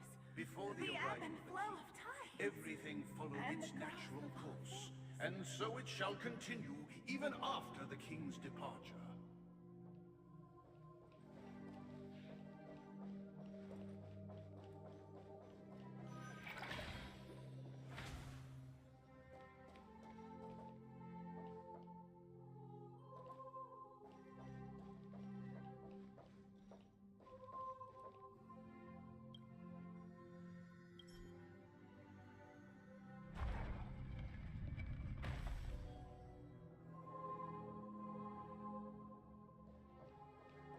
Stream forth the gleam of old blades.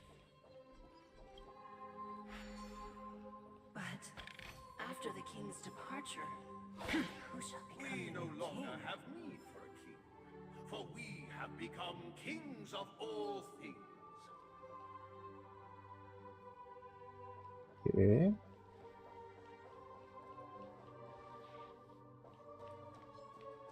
Stream forth the gleam of old blades.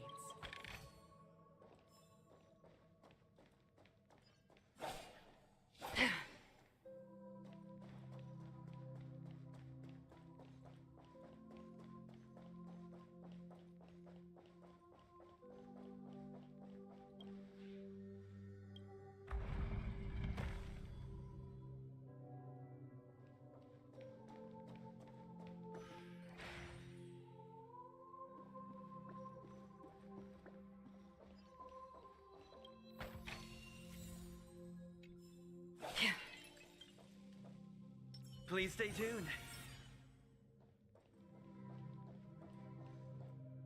Hey, aren't we supposed to kick off a short story and have a fight here just like we did in the previous acts?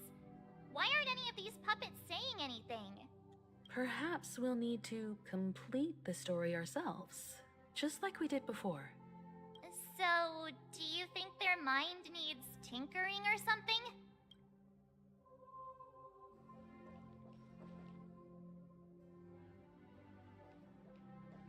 Violin guy.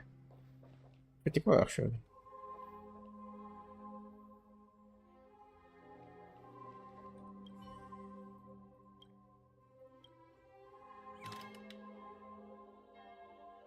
Farewell, former king. We no longer have need for a king, for we have become kings of all things. Farewell, former king. We no longer have need for a king, for we have become kings of all things. How did it go? You can't change them? What does that mean? My apologies for my negligence. I forgot to inform you that the final part was scripted long ago. Let our previous king recount it to you.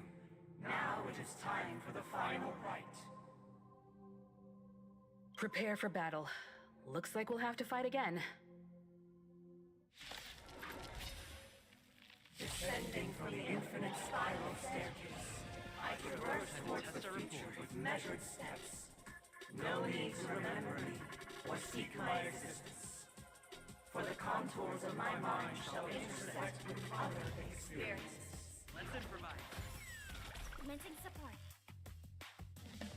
Ready for another? A quick divination. Converge and awaken!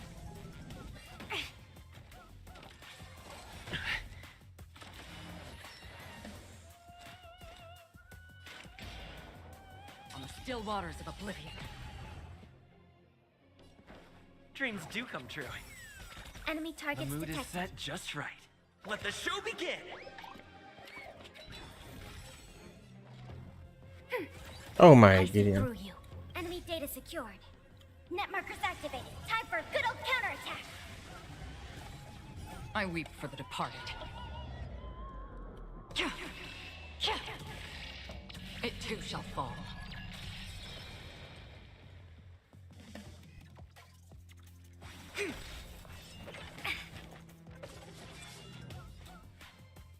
Destined for oblivion. Take your positions. Let's improvise. All things in this world have their laws. Human creations! Ready for another? A quick divination.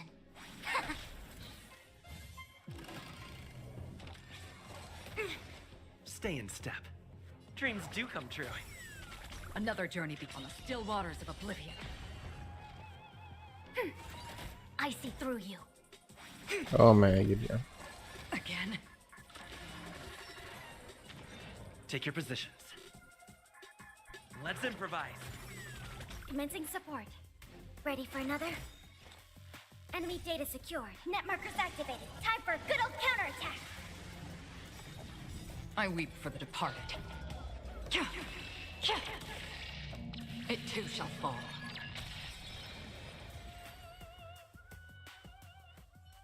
In the hushed expanse of a nocturnal reverie, I leave faint traces behind. No need to remember me, or to recall the essence of dreams. What is mine shall wane, while you shall transcend its delicate nature. This is the final scene. It's much more straightforward. He wants to expel the Harmony and establish an empire based on the Order. Let's go. Once this stage play concludes, it'll be time for the main event, the Charmony Festival.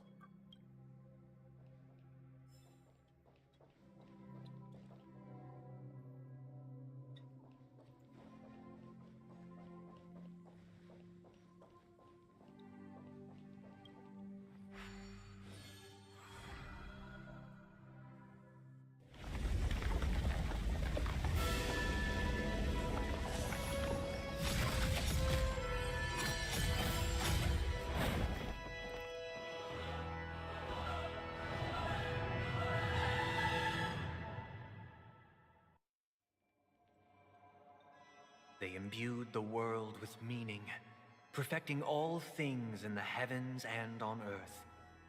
Then, they rested from the labors of creation. Yet, all beings cried out to Enna. Under the banner of the Order, you have defined all things in the cosmos. But this made us realize that we are but puppets in your hands. Thus, on that day, all beings united and cast the Eon into the abyss of oblivion. This Grand Theater looks totally different. Is this the power of the Order? Everyone, get ready. This could be a tough battle.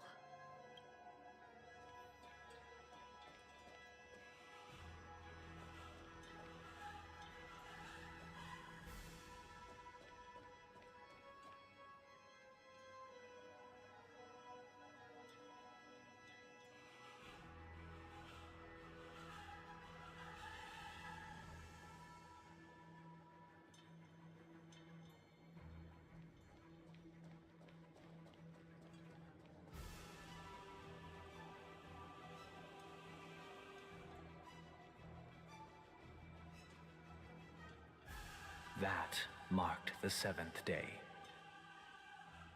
Cheers and chants reverberated in ears.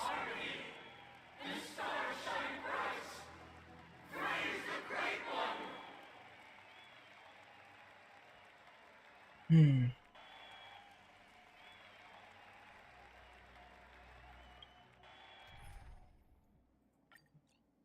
One. I just want to bring Kafka instead.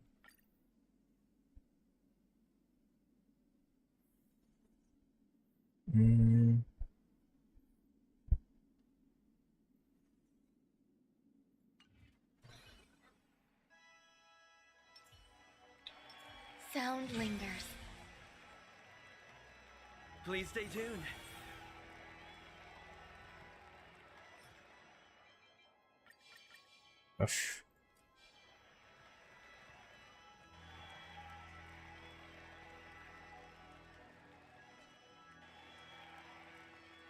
Order is dead. World is in harmony. Infallible.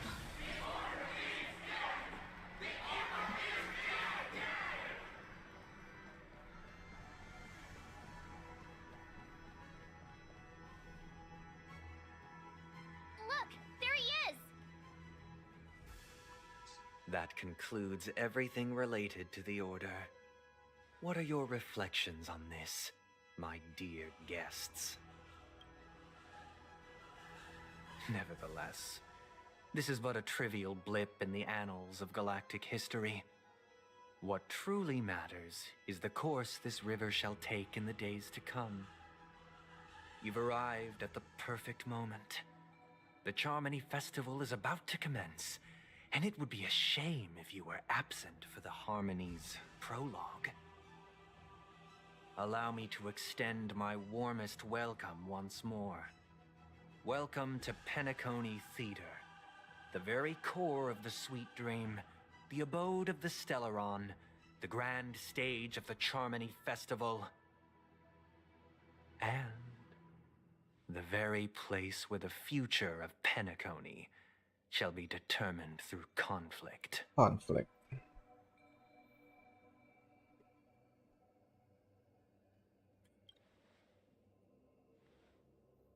Because our shared goals give equal weight to the beliefs we strive for. True goodness can only be achieved through faith. Allow me to point out that falling into a permanent slumber is not happiness, especially when those people are driven by someone else's will in their sleep. Do you still believe that the Order only seeks to control the universe as their puppet, Himeko? No matter how perfect your vision of paradise may be, a cage remains a cage. Cage remains a cage. People will never achieve true happiness in a world like that. They would just be toys for the Eon. It seems you have misunderstood my intentions. Allow me to clarify.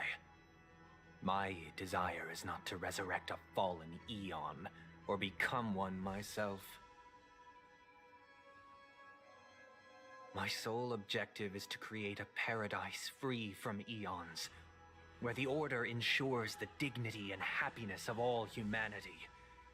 A paradise exclusive to us human beings. That's not the case. If people are to live with dignity, there must be nothing and no one above them. In your so-called paradise, you would be the one reigning supreme. Looks like we won't be able to convince each other. Now that our conflict has been destined, let's unveil our paths and reveal to the universe the true path.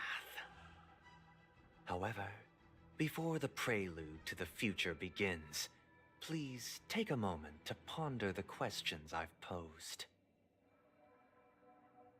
Is darkness equal to daylight? Are sinners equal to the righteous? If you are born weak, which god should you turn to for solace?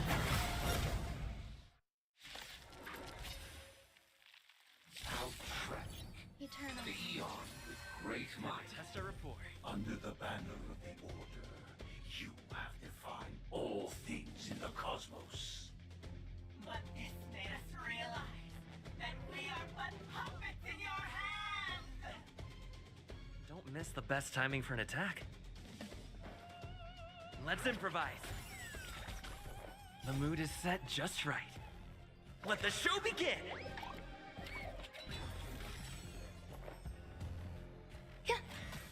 Relax. Together as one.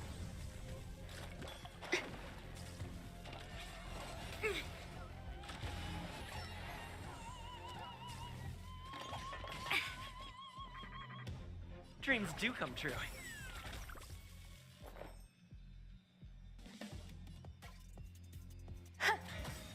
Stand still. Every petal in life's garden, all will be Swept swept away by the the wind.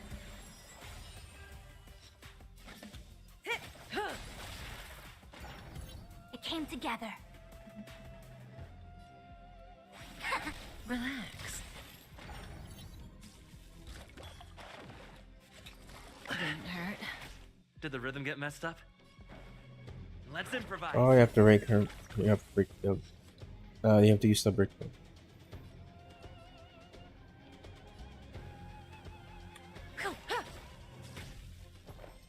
Eternal.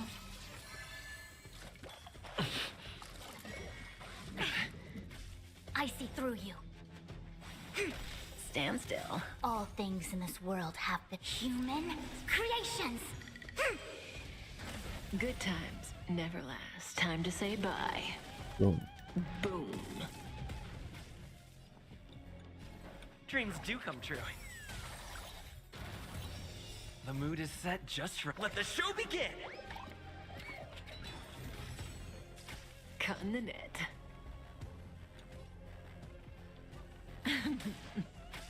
There's more to like. Relax. Together as one. Yin and yang. Stay in step. May as well kill them all. Fudge. The stars shine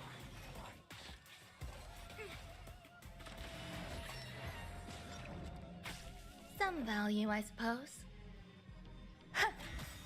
Stand still. Every petal in life's garden, all will be swept away by the wind.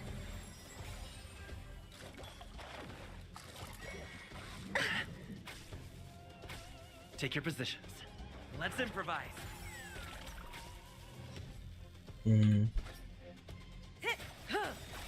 Good times never last. Time to say bye. Boom. Boom. Grace and elegance. Relax.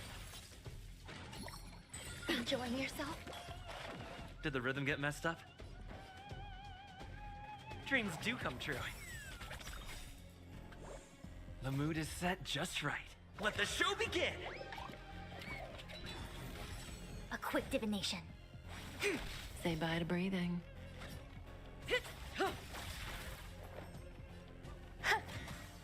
Stand still. Let's improvise.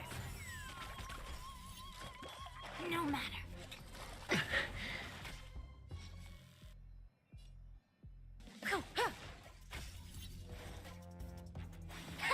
Relax. There's more eternal.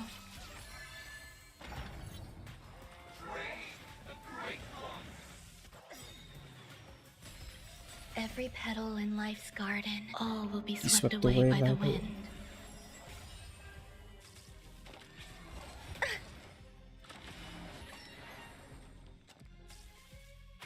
May as well kill them all. Good times never last. Time to say bye. Boom. Boom.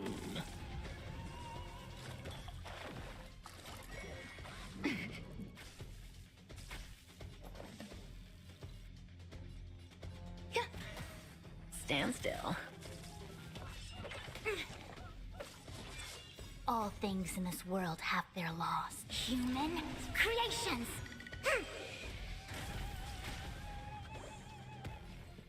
Dreams do come true. Cutting the net. Grace and elegance. Relax. Nice. I already know your decision. I now permit you to gaze into the sun. On these 107,336 stones, the almighty and powerful strings of harmony are at my disposal. The supreme tuner, harmonious choir, Dominicus. Oh, shit.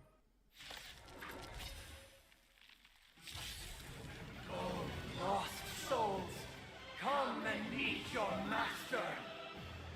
The embodiment of the harmony?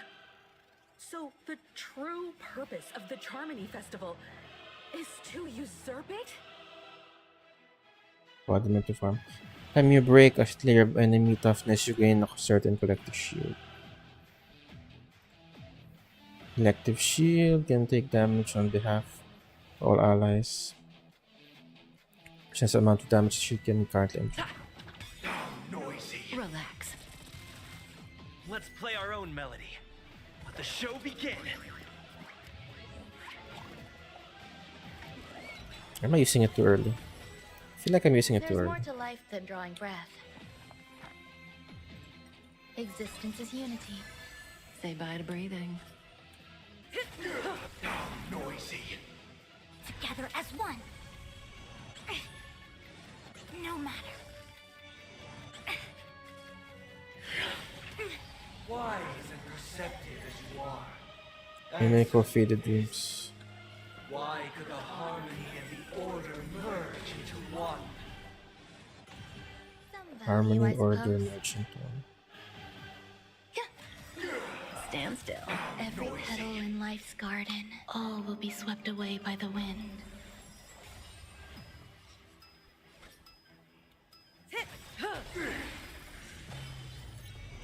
No matter. Good times never last. Time to say bye. Boom. Boom. Relax. I'm feeling Workday without that. there's another world in front of my eyes. Feels to launch. Power of tuning. Don't let the song distract you. Human creations. Listen up. Let's play our own melody. Let the show begin.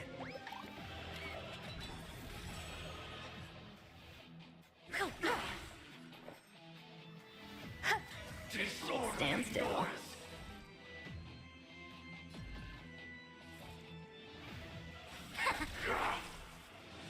No matter. I'll take the lead. Wake up! May as well kill them all. There's more to life. Existence is unity.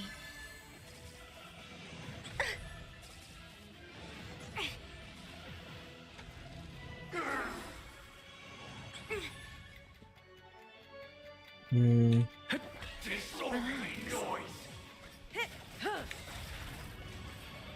That was a lot easier than I thought it would be. The time has come. Except over it. Creation will be reborn from the remains of the gods.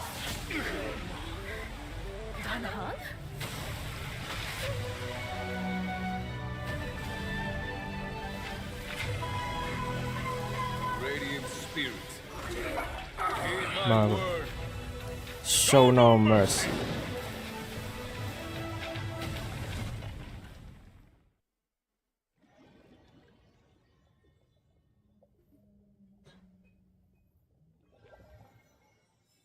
That was well worth using the Wake up. Jada because Hey, wake up. The sun's frying your butt. Are you all right? Can you hear me? Do you remember your name? shoot the sun out of the sky.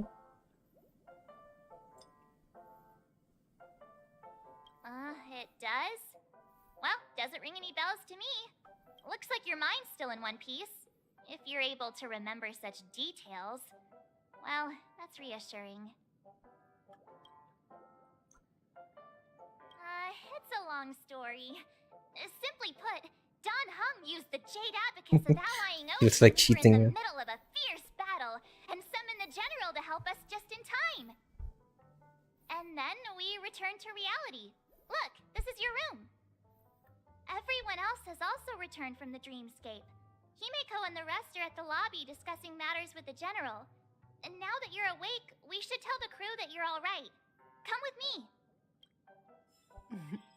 Not going to come chat with me, sleepyhead. That...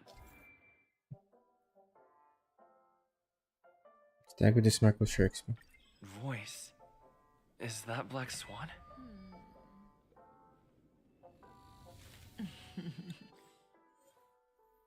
Layer toughness.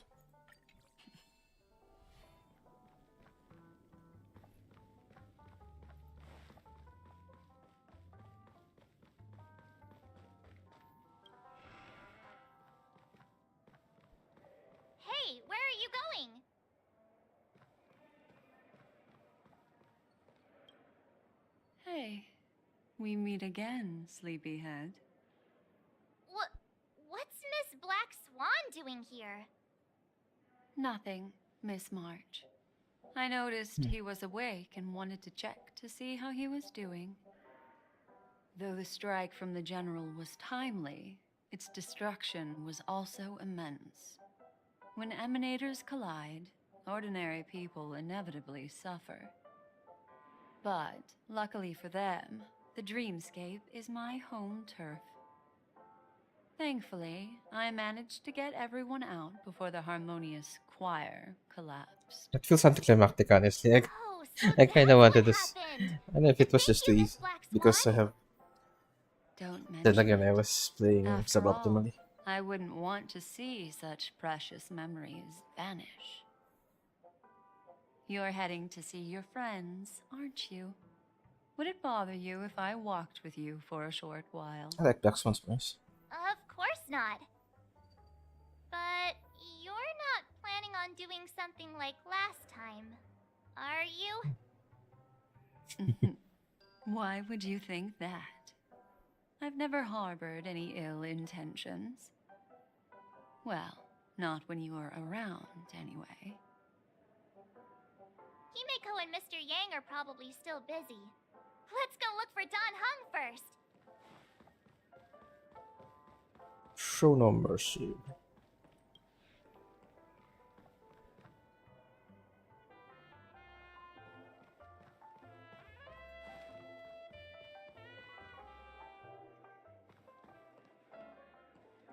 Look, he's still talking to that cowboy. One peach soul glad?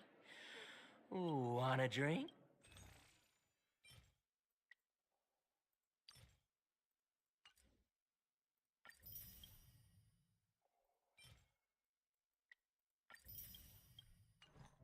So bad. You're awake. How do you feel? Well, fork me. You must be that Stellaron they were talking about.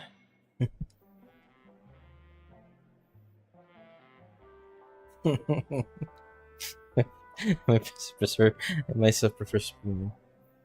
Don't worry. He's been up and about for a while now. But hey, Don Hung, why don't you introduce this cowboy to him first? Allow me to introduce him to you. This is Boot Hill, a Galaxy Ranger. During our pursuit of a certain person, we crossed paths and just so happened to uncover a shocking plot being concocted by Mr. Sunday. Which is why we sought you out, to help the Astral Express save the world together. No need for thanks. The Galaxy Ranger's principle is correct every injustice one sees. That's how you lot in the Xianzhou put it, right, Don Hung? More or less. Wait, hold on a sec. This is the first time I'm hearing about this certain person. Who are you chasing? And why would that lead you to the Express? Good question. It's, who was it again? Don Hung, do you remember? Kinda sus. No, that ain't it. I just can't seem to recall. Weird. My neurochip hasn't registered any malfunctions. I can't seem to remember either. What's going on? Heck, forget about it. If it slipped all our minds, reckon that person was just a minor scoundrel. Unimportant. Ain't gonna stop us from piecing together the story anyhow. Yes, when the dust settles, I'll just think of a way to recall it in the memory zone. Everyone, let's hurry up and look for Miss Himiko, shall we? He's now a minor star on Penacony, and the entire hotel's concerned about his well-being. You're right. Let's head to the lobby then.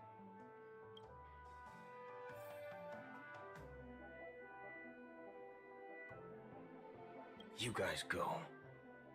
I'm an outsider, after all. I'd rather not disrupt a long-awaited reunion.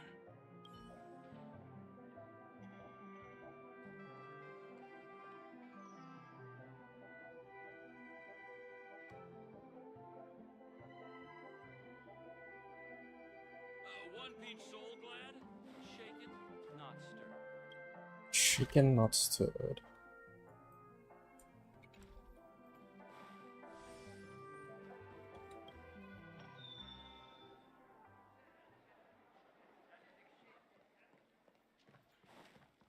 Look, they're with the... That's all right. In these times of conflict for the sake of utmost safety, it is only right that the Alliance steps forward to mediate on behalf of the Astral Express. We must not allow you to take unnecessary risks. Furthermore, despite the IPC's eagerness for success, it prioritizes peace above all, and the family, trapped though it may be, professes a desire for harmony. The Alliance has always won people over with reason.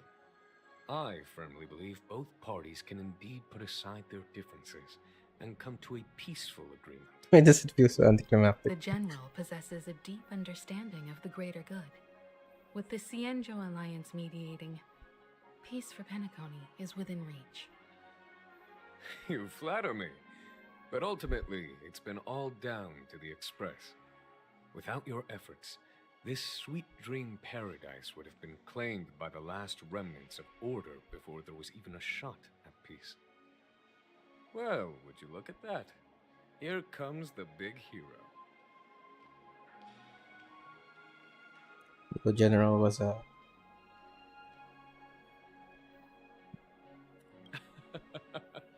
If it isn't the Galactic Baseballer, a true hero Stupid who nickname. dares to take action. Are you okay? I heard you couldn't wake up. Are you feeling unwell? Don't worry, Mr. Yang. There is nothing wrong with him. Makes me You wonder if actually we're burned still in through a a lifetime's worth of jokes on the way here. What about you, Mr. Yang? I heard that even Miss Robin wasn't spared. And that guy locked you both up. It's a long story. But at least Mr. Sunday took it easy on us. He used an ability called tuning to connect our consciousnesses with his. In other words, he imprisoned us within his consciousness. Thanks to General Jingliu's destruction of the Harmonious Choir, we were able to escape. Harmonious Choir. He used that tuning on us too. Does that mean that we were almost imprisoned as well?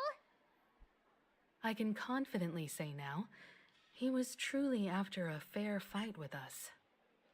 Had he wanted, he could have easily taken us down, without so much as lifting a finger.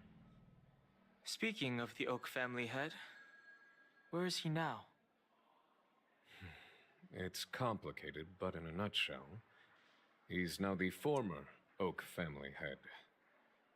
The IPC has named him the key figure in the family's Penacony split, citing a threat to cosmic peace. He must represent the family and answer for the unrest caused. His trial is set to take place at Pier Point. The family quickly labeled him and the remnants of the Order as enemies, declaring the turmoil an internal rebellion.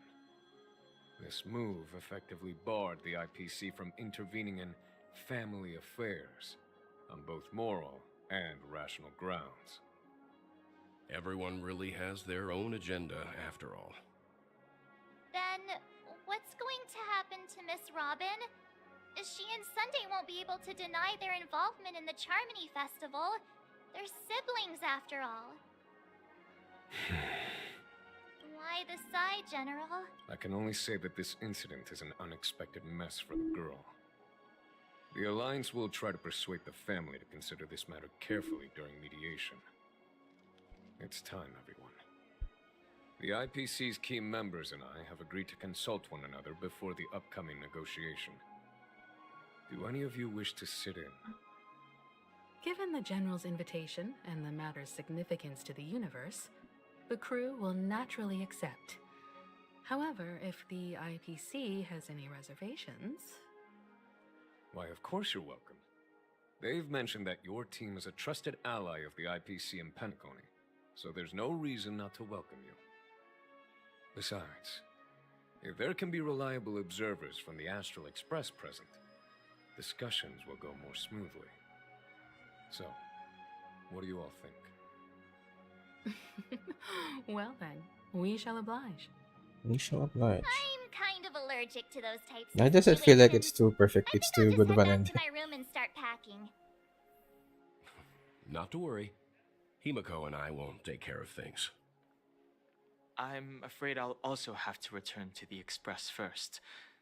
The conductor is worried about us. It's best I go and explain the situation. Thank you. People forgot about What about you? Acheron. Will you join Welt and me? Or have you got other plans?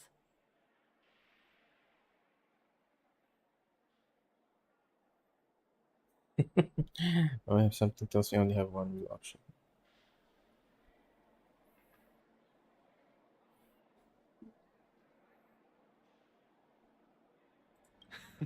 Great. Although I'm not too sure of the reason. The representatives from the IPC have insisted on his presence. Allow me to lead the way. Follow me, please. The negotiation will commence at the hotel lobby. Everyone, please follow me.